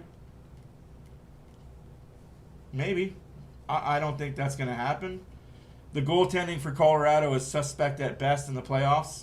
Proved it last year when I said it last year. They haven't changed it. It's going to prove it again this year come playoff time. Ask Connor Hellebuyck how good his stats are in the playoffs. Oh, that's just a beautiful goal by Nashville. Oh, Steven Stamkos, what a beautiful backhand. No, Panthers aren't making the playoffs. Nah, we're doing okay, Chemo.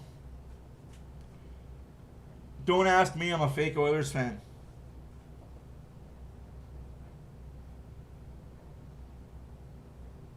Honestly, which goalie isn't sus in the playoffs? Andre's pretty good in the playoffs. He just ends up going up against a really good Edmonton team every year and getting put out. Marc-Andre Fleury's a really good goalie in the playoffs.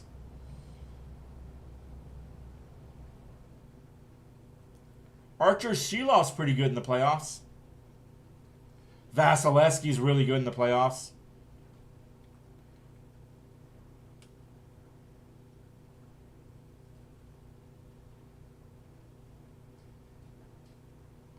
No, Bobrovsky's not good. He had 2 good runs. Where was he before that, though? Like, that's what I mean. You're only as good as the team in front of you. Oh, no, I'm fake. I'm fake as the day is long, man. I'm like a $3 bill. I'm fake as shit, bud. I don't really like the Oilers. I just like to see their misery, that's all. Yeah.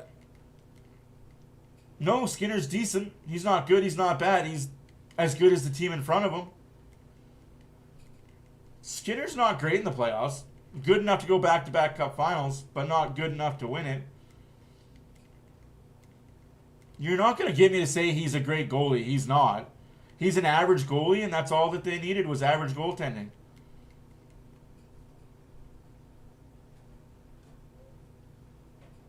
Dallas series, Vegas series, Dallas series before that. Like I said, he's good enough.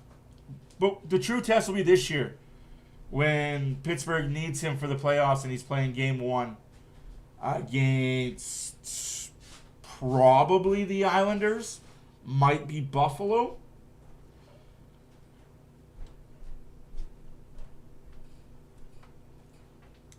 Who cares?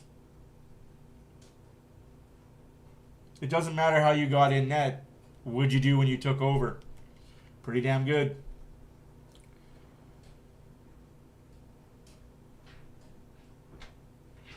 I honestly think the teams out west are going to make the playoffs. Vegas, Edmonton, Colorado, Dallas, Minnesota,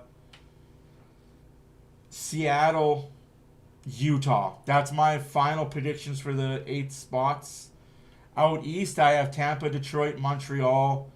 I have Carolina, Pittsburgh, Islanders, Toronto, and Boston. Those are my teams out west, out east. We'll see. Vegas, again, needs to figure out their cap situation because once they get healthy, they're $11 million over the cap. So you explain to me how that's going to work. If you can figure out how they're going to do that cap gymnastics, you're a better attorney than I am.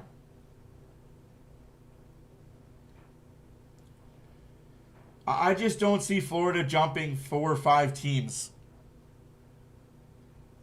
to make the playoffs. I just don't see it. I think Montreal's too good. Detroit and Tampa are too good. Buffalo is going to ride this winning streak for a while. Boston is too good.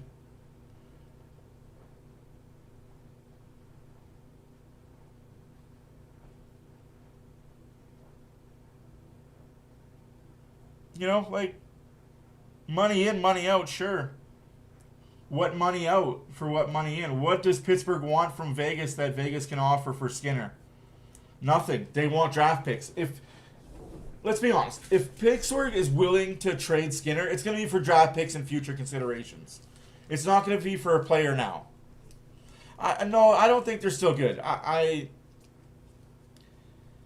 don't think they're good, and I don't think they were good in their playoff run. What they relied on is going $23 million over the cap to make themselves good for playoffs. Can't do that this year. But that's just me.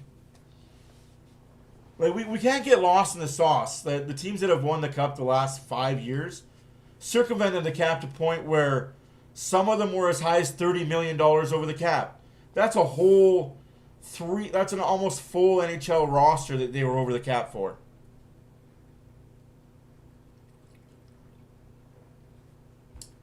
Speaking of book club, we have Junie B to read tonight, boys. No, just joking. I wouldn't do that to you guys.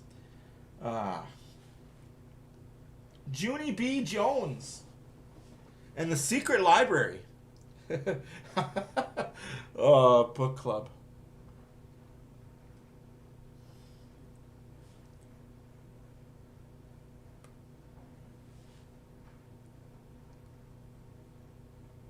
Fair enough. There's a difference between playing smart and playing a system in a no-tax state and doing it in Edmonton where you still have to pay ridiculous taxes, so you couldn't do it to the extreme that they did. And that's, Gary said enough is enough. And now we got laws in the playoffs to stop that. But better late than never, as they say. Ooh, there's a chocolate bar down here. Sorry, Kid and Candy. Who renegade? Who did what now? I'm so lost.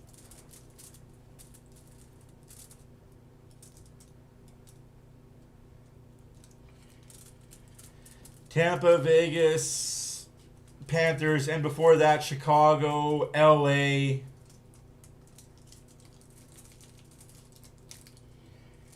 It was a pandemic for a while. Like Chicago did it, LA did it. Why do you think they had 3 cups? It just got worse as we went along with the salary cap going higher and higher. It just kept getting worse and worse.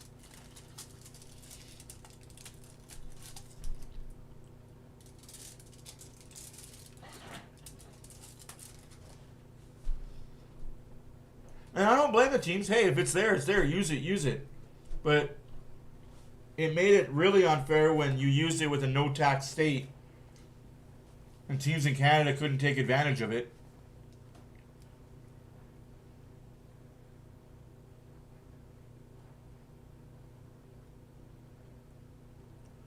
Junie B. Jones? It's a storybook series. Hilarious storybook series. My daughter's reading them. It's hilarious.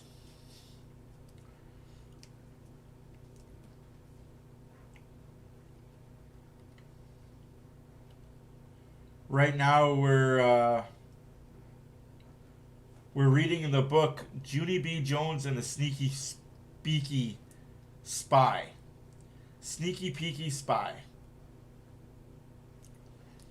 It's kind of an interesting book.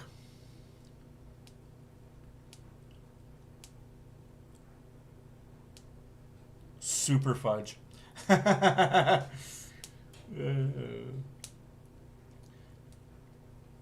anyways, Oilers got a third period to win. Score 4 and you got a tie ball game. Score 5, you win. Starts in the defensive zone. You've got to be better in front of your net. Just got to be better in front of your net. Like, I wouldn't mind if the Oilers did trade for Joe. Like, this is completely off topic, but something I was seeing recently. Jonathan Toews might be an Oiler. Well, he should have been an Oiler a long time ago, but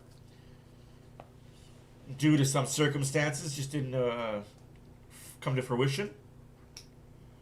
The Oilers do need a top 6 body. Like Podkolzin on the top line recently, I think has opened the eyes to the Oilers brass. And maybe to the Oilers fans as well. You need a big body up there playing with McDavid.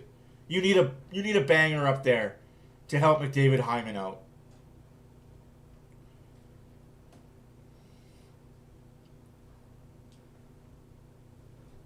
As much as we all love Hopkins, he just ain't it. He's not that body, man. He's just not that player. I think if you put Hopkins down at the third line C, you've got him set. Third line, you got the centerman set. You've got McDavid, you've got Draisaitl, you have Hopkins. And then take your pick at who you want at fourth line C. On your wings, you have Podkolzin. You've got Podkolzin, Hyman. Kapanen is up there with Draisaitl. When he's healthy, you have Kapanen with him. And probably Roslovic. So you've got Roslovic and you've got Kapanen. And on the third line, you have Savoy, Howard with Hopkins. Your fourth line, really pick 3 players? No, absolutely. Boone Jenner would be that perfect fit. In a very realistic world, Boone Jenner would that fit. And we'd bring over Wisniewski with him. Vander Kane to a point. I just think he overstayed. He's kind of outplayed his welcome with fans for the most part. I know there's a lot of fans that would love to see Evander Kane back in an Oilers uniform. There's a lot of fans that would love to see him not back in an Oilers uniform. I'm one of those fans that would love to see him back. I liked what he did and I liked what he is. He just comes with a lot of baggage.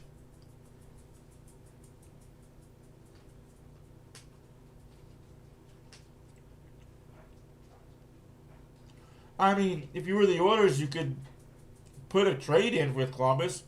Ivan Provorov and Boone Jenner for Janmark, Mangiapane. Throw in a second or third pick. Sweeten it a little bit. Yeah, you're not wrong there, though. You're absolutely not wrong there. Like, how are you supposed to keep up when you can't keep up with a slower Vancouver team? You're not wrong. It's all about pace of play.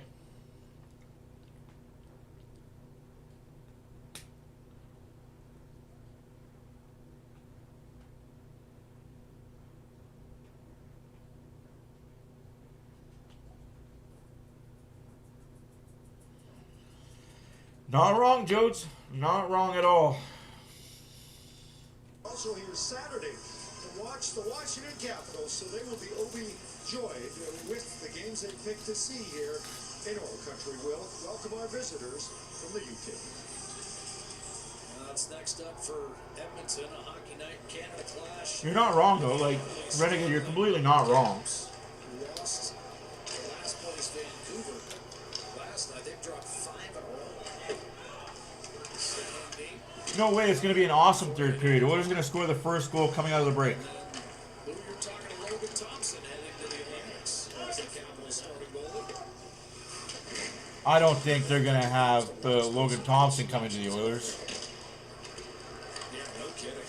The goals are driving in, backhanded, speared by Shelovs. And I think they probably wouldn't be surprised by this stat, Louis, when Malkin and Crosby score in the same game. 116, 10, and 7. Ow. That's an amazing stat. Terrific. Nice job here by Podkolzin. That's a pretty hard backhand off the fly that Shelovs handles pretty well with the gloves. A little conversation on the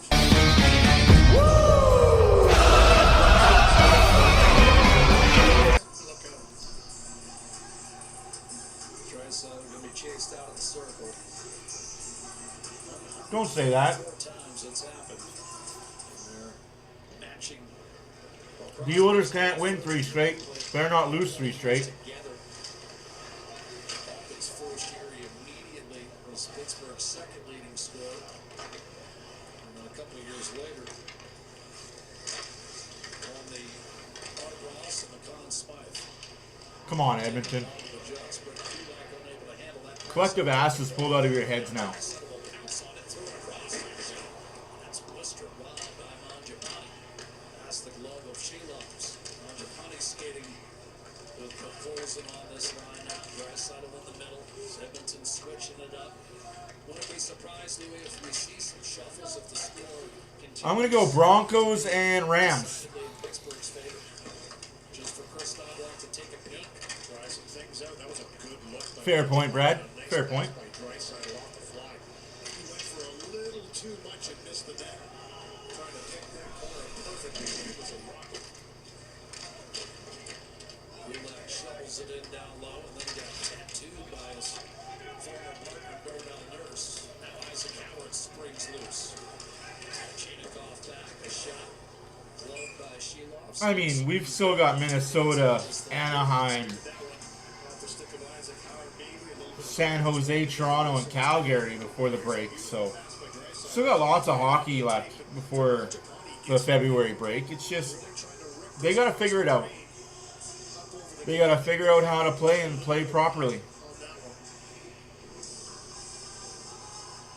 So Roslovic back at 7 Fair. between Howard and I just don't want the Patriots getting in because of circumstance that they're playing a third-string quarterback. I hope the Broncos defense wins that game for them. Anthem barrels through Stastny, trying to tuck it 5-0 on Jari. But down Good save by Jari. for the third hat trick of his career. Oh! Almost a goal there scored by Rozzy. Underneath the right pad of Shelovs. I think the Rams are too tough for the Seahawks personally, but hey, if it's the Seahawks versus Patriots, Scored the first. go Seahawks. This game has a chance and then almost has a third here. Nice little pick up. Anybody versus the Patriots, go other guys. Tries to walk in, tuck it home, and dribbles through. This is a nice pass. Attempt by Roslovic, and it gets through. I don't think Shelovs thought it was going to. And had to extend it. I personally probably won't watch Was able to grab it. just because I got a lot to do that day. Between the bottom of his pad and his right skin. Here's Roslovic. Shaking off a check from Shea. 51 touch pass to Stastny. And a Are we allowed to say Super Bowl on these channels? by Shelovs. Or do we have to call it the big game? Finesse I remember that was a thing on commercials and on channels. If your channel didn't have the game on, like you weren't sponsored by that, control. Novak will kick it back. you couldn't call it Super Bowl. You had to call it the big game. You're watching the big game. Have a snack. This is on Chinikov. Rounds it off. Crossbars that in. That's it. It looked like it bounced the back of the net underneath the ball. Fucking Jesus.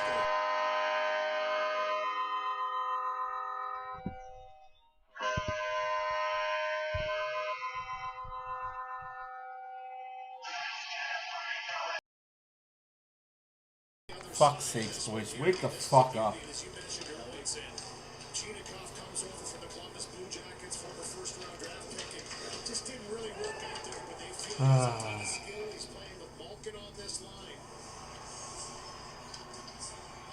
And Novak, who threads this one through to him, and that's a quick, hard release. Upstairs, short side. You're not going to pick a corner better than that. That's backbarred out. Yeah, there was just no indication either way. 6-1. No, we're not going to switch goalies either. And they're going to say 2 minutes and 50 seconds into the third period. Quick release, for Chinikov. He just gets it away on the fly. As soon as he How does this team go back-to-back shutouts from my angle, to I can kind of see a little bulge. this? You were on the white mesh. Past Jari and the reaction to Jari afterwards. They know. Like, how? They usually know. Explain to me how this team goes from back-to-back shutouts to this. Like, yep. I think that one got by me. Real shot. No, it's not a good game for him, but it's one game. He has to shake it out of his memory. The Oilers have to shake it out of their memory and just play the next one. Don't let this be quicksand. Do not let this be quicksand. Aggregate score of 10-2 over the last 24 hours. Shot from Waterspoon, blocked by Trent Frederick. He'll lug it to center. Dump it in. He Waterspoon can't go to his backup right now, though. That's the worst fucking part about it. for the Oilers. Fuck's sakes. Rediscover the touch. Should have dressed Picard, you dumbasses. 6 losses in their last 8 games at home. Now they've been excellent on the road. 9-3-1 in their last 13 away from home. The problem is they're in the midst of an 8-game homestand. They can't let this linger. And opportunities, you mentioned them catching games in back-to-back 3 and 4, 4 in a row, 3 and 4s for the Oilers.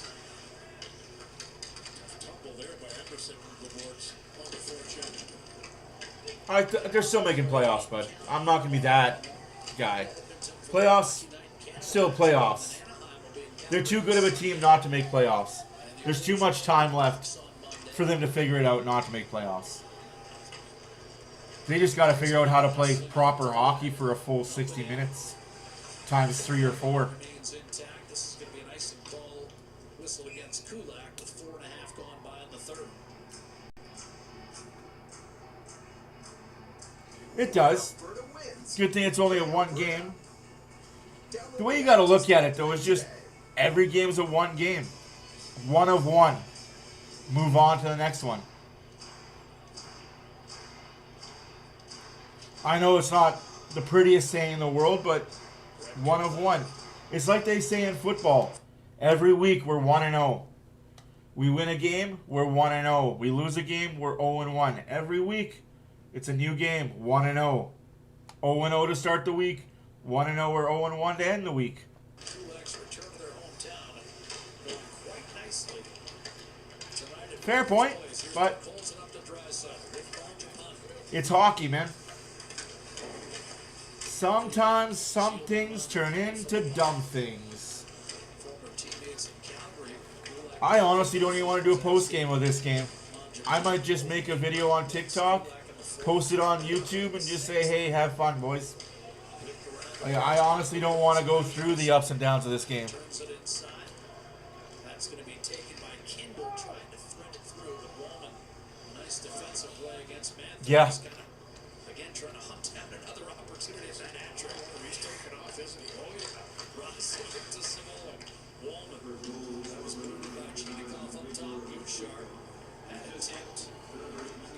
And Shea serves it up for Tommy Novak. Plenty of open ice for Novak, who shoots wide left side.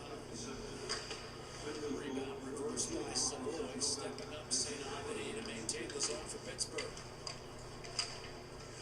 Novak and Nurse come together. Novak Ugh. with possession of the puck. But Malkin tried to center and then went off a stick off the pads of Jari and ultimately recovered and cleared by Bouchard. Howard on to Rosovic. Savoy in front. Rosovic couldn't get a tip on it.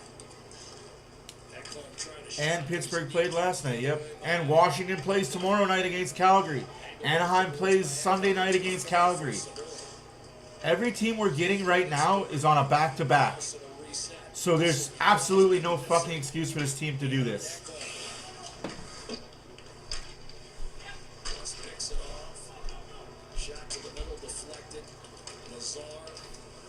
stepping in. This is going to be 10-2-2 for the Penguins in their last 14.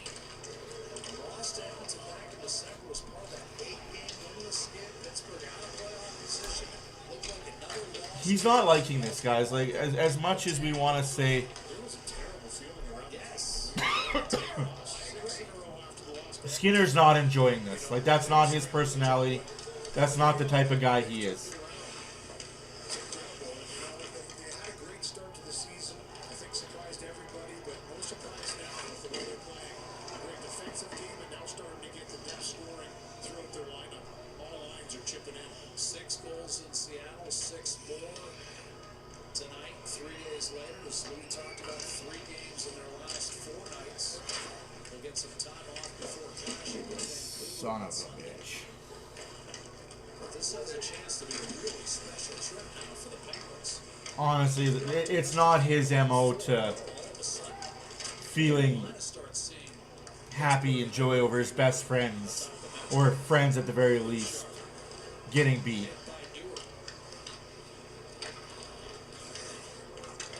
And I'm sure Sportsnet will interview him after the game, and Pittsburgh media will interview him after the game. He'll say as much. It's not fun watching that part of the game. The other way by Lazat. Nice touch on that. Yeah. Roll dead right. Skinner petitioned hard to play this game. And the coach and the Pittsburgh brass said, no, you have Calgary. With good reasoning. They said you have better numbers against Calgary. Your numbers against Calgary are up there. Like, you haven't lost to them. Except this year in a shootout. But recency numbers, he hasn't lost to them. So, yeah, play him. And let him have a mental break, too. Like, that would have been so mentally tough on him. Playing against these guys in this building with the fans the way they are. Wrap-up situation on the Colson. Kimball will look up and reverse back to St. Ivan. It's the 4th time this year that the Oilers have coughed up 6 or more at Rogers Place. And like Pittsburgh, Edmonton have been rock solid defensively coming in Louis last 9 games. They'd outscore their opposition 32-16. Carlson pulling them up. What's going on is Pittsburgh came into Edmonton looking to Last 4 coming in, giving up 3 goals. Chance for Howard. He didn't have the angle. And Carlson trying to spin and center. And it does not lead to a chance. But tonight, the 3 goals in 37 seconds. Pittsburgh came into Edmonton to make a statement. They made it. Savoy dishing off Howard a one-timer, and that might have tipped it. They absolutely made it. It's very high. Came off the plexi. Malkin is able to peel it off the stick of Howard. Just a very good first period, and they just settled in. Carlson, another reset for Pittsburgh as we're halfway through this 3rd period already. 6 minutes without. Yeah, you're not wrong, Barbershop. Not wrong with that at all. The announcer's curse. Wotherspoon to Carlson.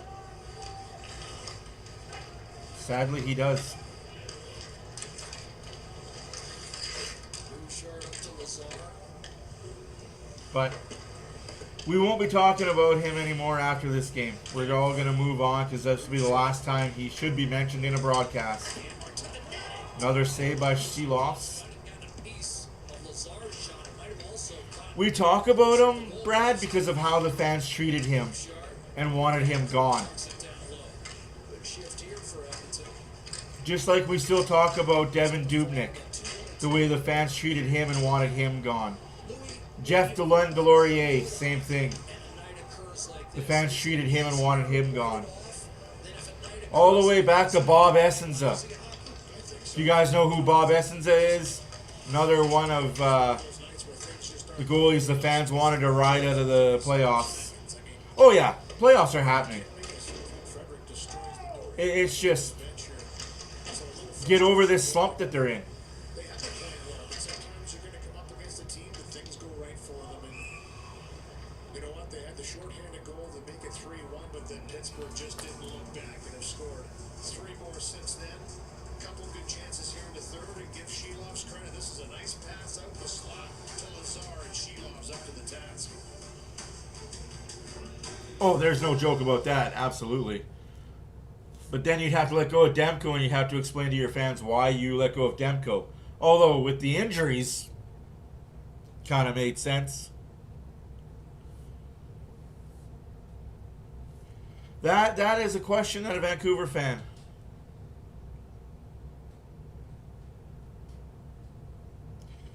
Say what you want, barbershop. There's people that ran Dubnyk out of town.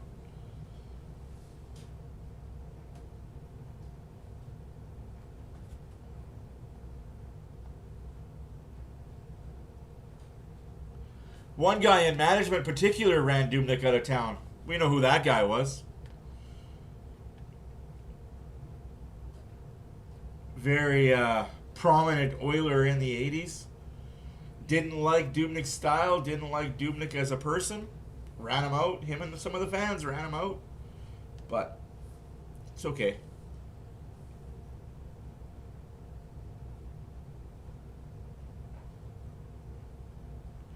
Yeah, the Penguins beat the Flames 4-1. Dubnyk got a lot of hate. Like, I don't know. He got hate every time he went into a restaurant and a bar. I can tell you that much for free. And social media may not have been around as prevalently as it is now. You're right about that. And Devin Dubnyk can thank his lucky stars for that. This year,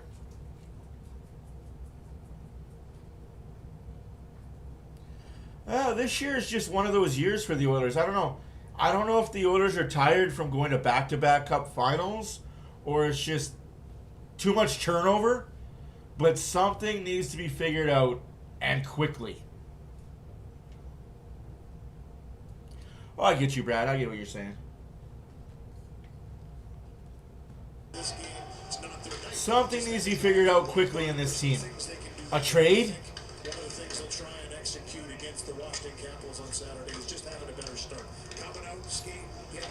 That's not true. Jack Campbell got hated on. Don't lie, man. Like, if you're going to say something stupid, don't lie about it. Jack Campbell got hated on. Stuart Skinner got hated on. Bob Essenza. Devin Dubnyk. Jeff Durant-Delorier. The list goes on and on and on.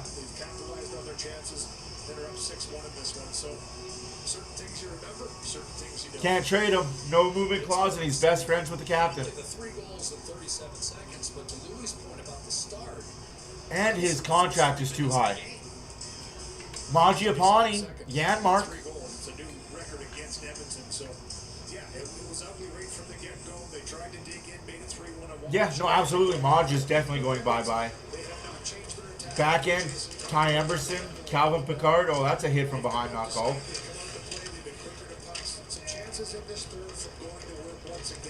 I forgot about Koskinen, yeah.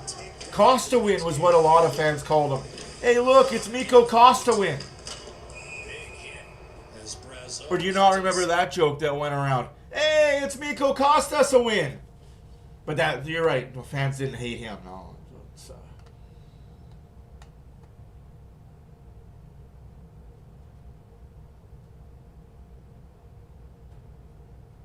yeah, you're not getting Ray Nurse's contract.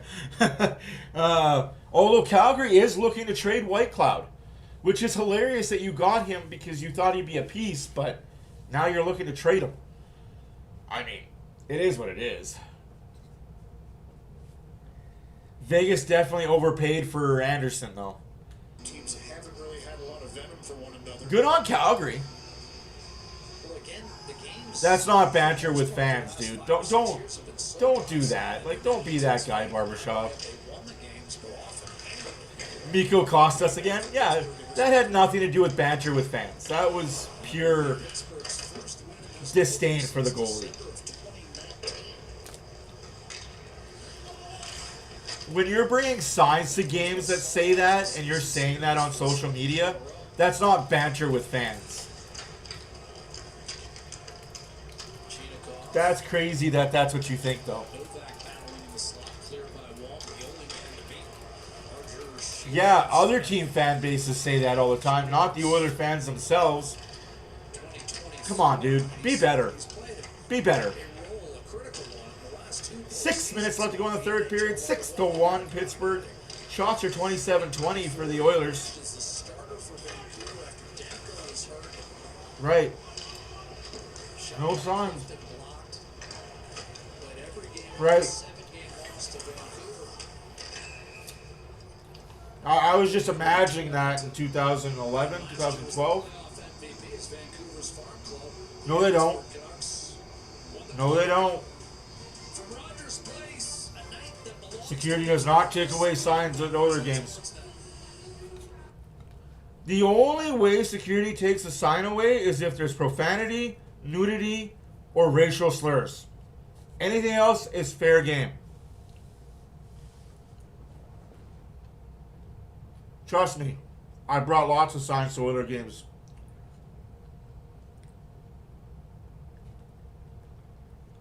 I don't know where you get your information from, Barbershop, but you need to just maybe do a little bit of research. Just a little bit.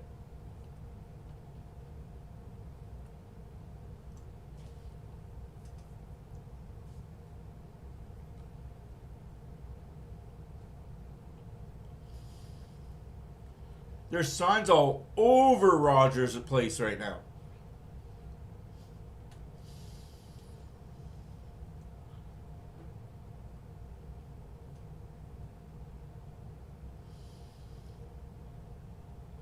Hell, they even let you bring drums into Rogers' place now.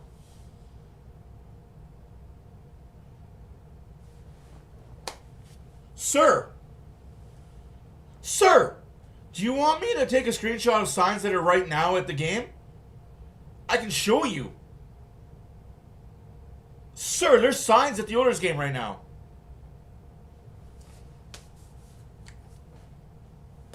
Holy fuck, I must be living in some different dimension. And either that or this guy is completely a bot and just completely out to lunch. They do let you do lines in Rogers Place bathroom. Absolutely they do.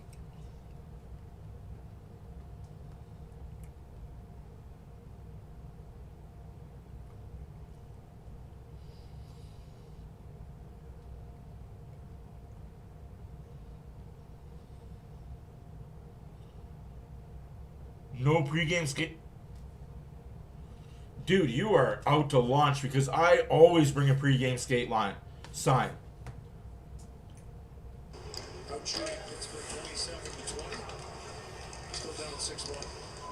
There's a sign right there. A sign right there. Oh, I see two signs right there. Oh, there's a sign right there. Crosby. Oh, but there's no signs, eh, Barbershop? Right there. Adult fan. Right there. Sign. Adult fan. Right there. Sign. Holy shit, kid. You are dumber than a fucking... Score! Savoy makes it 6-2. We're not done yet, kid. Let's go. One more, no more. Let's go.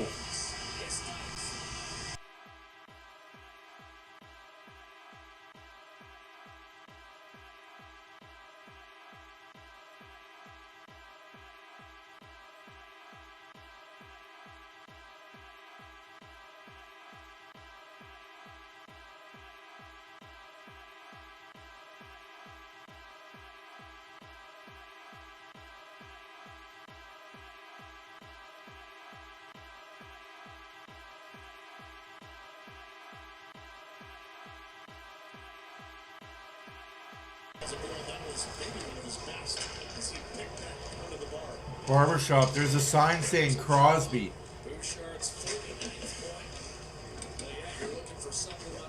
Dude, I don't know. There's a sign right there being held by an adult behind the Pittsburgh bench.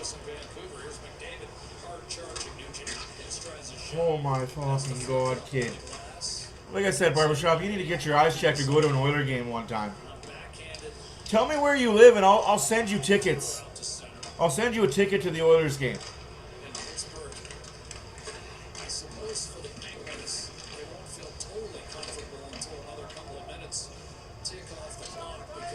Savoy's 6th goal of the year, assisted by Bouchard and Echo.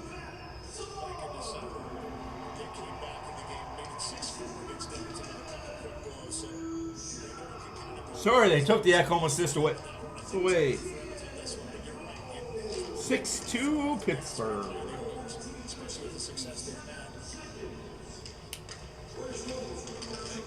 Yeah. Well, I know he's fucking with me. I know. But I just don't get... He's fucking me because he's lost every other argument that we've had.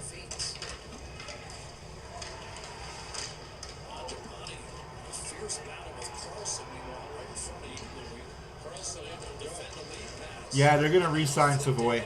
Howard, still debatable. But I think they should re-sign Savoy. Re-sign Kapanen. If he's healthy. Podkolzin, definitely. Savoy. See how the rest of the year goes. And rethink the Friedrich situation. Might have to move him in the offseason. But yeah, we'll see. Anyways, thanks for stopping by and saying hi, everybody. Matt here, Oilers Fan Reaction. Subscribe so you can comment. I think there's still like 3 years left on it, to be honest with you.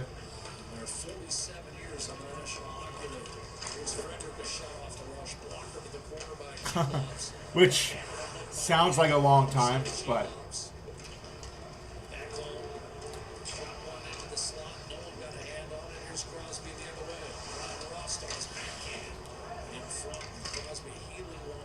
No, Friedrich's here to stay.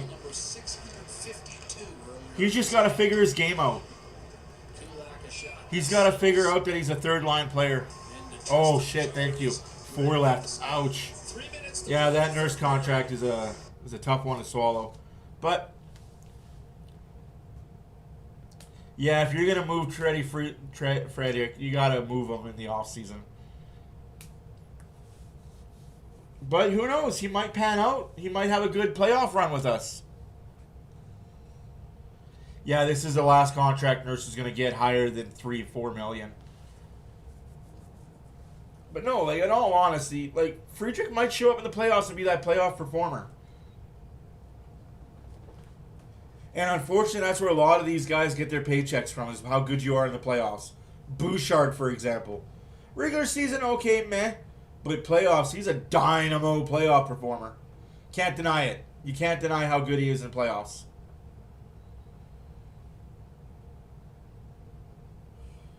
There's some teams out there. Ottawa.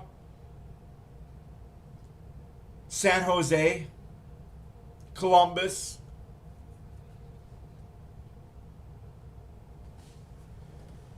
Fred is big enough to stop a house, but small enough to not really do any damage.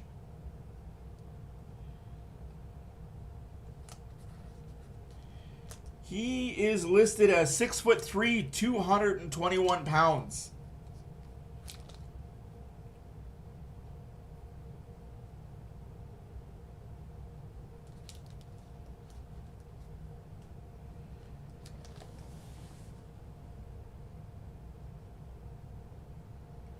Hey man, I don't agree with that. That would be a bad move by the Oilers to sign another fragile goaltender. As much as I like Yolmark when he was with Boston, you're not getting that same player again.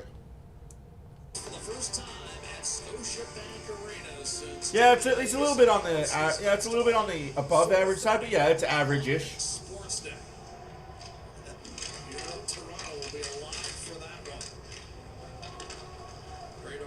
No, I'm not blaming Jari for this at all. This is a team. This is on the Oilers as a team. The 5 guys on the ice that forgot how to play defense. This is on them. Everybody loves a comeback story, and this one is written in the stars. I'm not blaming Jari at all for this. Happens here.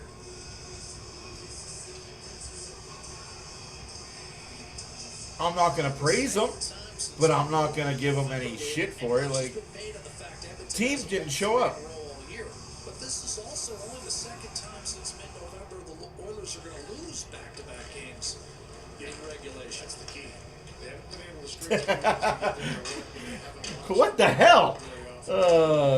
We do live in an awkward society now, Barbershop. Now I'm living in the Matrix, man. I think there has to be something that changes where they can start to put some stretches. No, Connor Unger is doing okay. Don't bring him up now. No, let him play. Let him play another 30 games in the AHL. Don't bring him up. You've got 3 goalies. You're gonna have to get rid of one of them.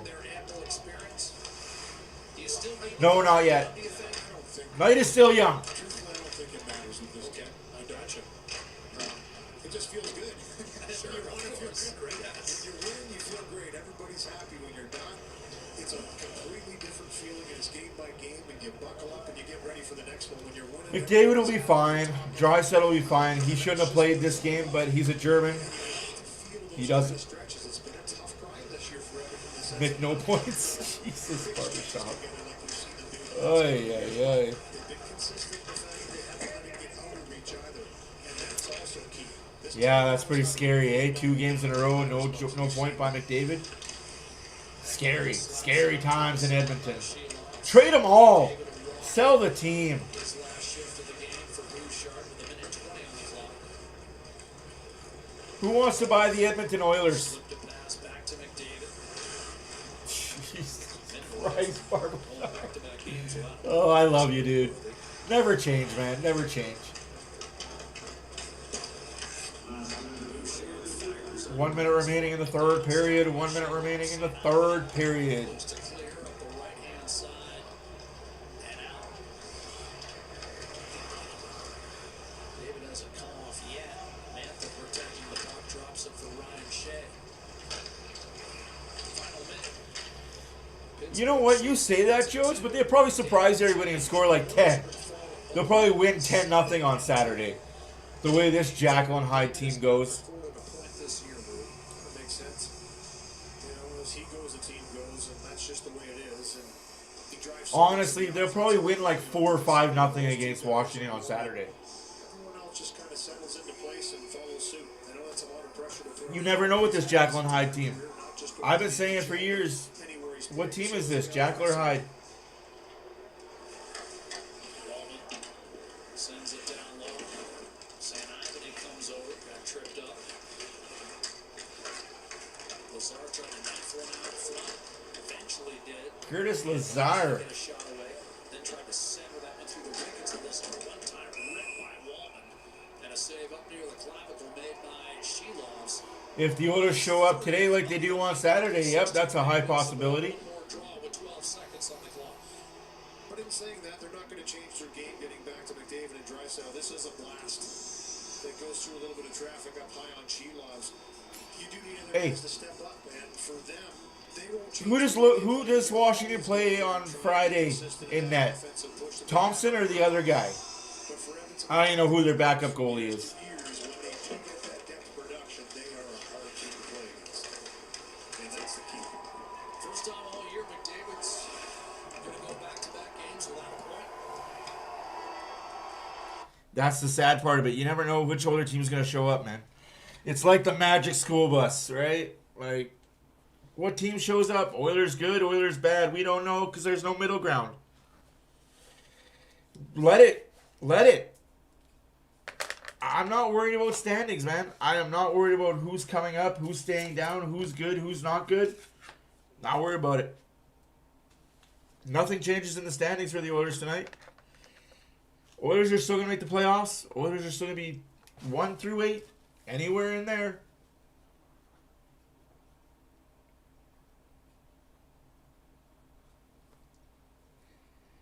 6-2 loss for the Edmonton Oilers on this very abysmal Thursday. Saturday, the Washington Capitals come a-calling. Oilers better answer the door and answer the call because you can't afford to lose that game. As tough as it is to watch, And that game was tough to watch. I'm an Oilers fan through and through, guys. Like, I can talk shit. I'll be jovial. I'll be an asshole. But I don't want to see this team lose like that. I honestly... Yes, I will be streaming Saturday. Not Monday, because it is prime game at 6:30. But then I'll be back. But yeah.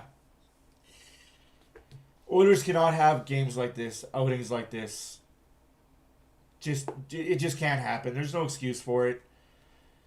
You started slow. The middle was slow. The ending was slow. I get Draisaitl had 0 sleep. Showed up on the tarmac at 4:30 in the afternoon. Rental car, limo, whatever you want to call it, picked him up, brought him right to the arena, and he laced him up and played hockey. Still, not an excuse.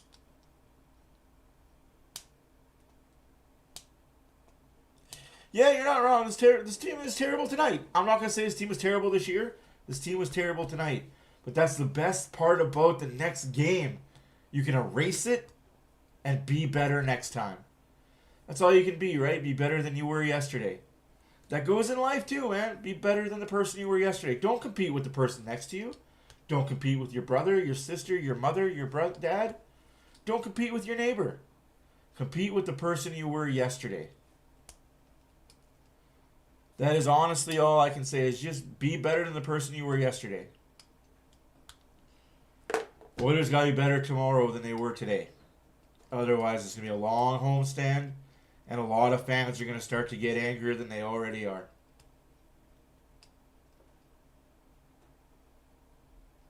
No, this loss is not all on Dry. Absolutely not. I would never blame anything on Draisaitl. You guys know my... You guys know how I feel about Draisaitl. Like, I would run through walls for Leon Draisaitl. I will still give him his comeuppance when he deserves them. When he makes a bad play, I still call him out on it. But it is what it is. This game was what it was. They lost 6-2. They were never in it. That is the best thing I can say about the game like this. They were never in it. You almost want to lose in blowouts like this, because then you can just scrap it and say, hey, we don't need to work on little things that we lost on small details. Just work on everything. Barbershop, this loss isn't on any one person. This loss is on the Pittsburgh Penguins coming in here and kicking their asses. That's what this loss is on. I know you need... Barbershop, blame me. Blame me. Blame me for loving Stuart Skinner too much. Okay? Blame me. Yeah. Right? Blame me. I'm okay. Blame this guy. I got big shoulders. I can take it. But yes. Again, I can't blame anybody in this loss. I blame everybody. I'm not blaming anybody. I'm blaming everybody. As Cat Williams used to say, somebody shot Puck. Nobody knows who this somebody is. Somebody shot Biggie. Sales. Nobody knows who this somebody is. There's a lot of somebodies going out there and shooting a lot of people. Somebody did something. Nobody knows who this somebody is. But that's a whole lot of somebody. If you guys get it, you get it. I still can't believe they still don't know who shot Puck.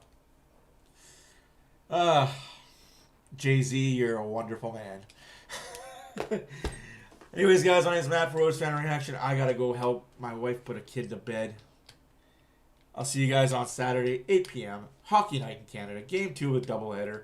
Oilers better show up.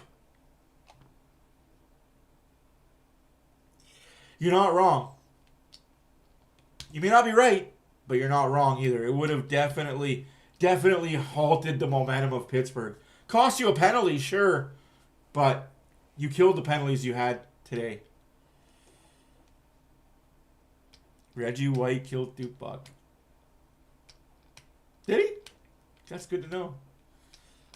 On whose orders? Anyways, guys, you have a good night. Enjoy the rest of your week. I'll see you Saturday. Doses.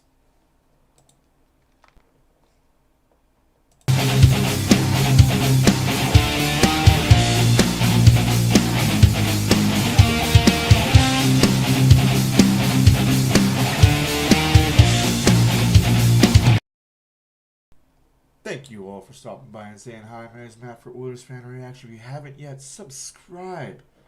The craziness will ensue. The Oilers will live to fight another day.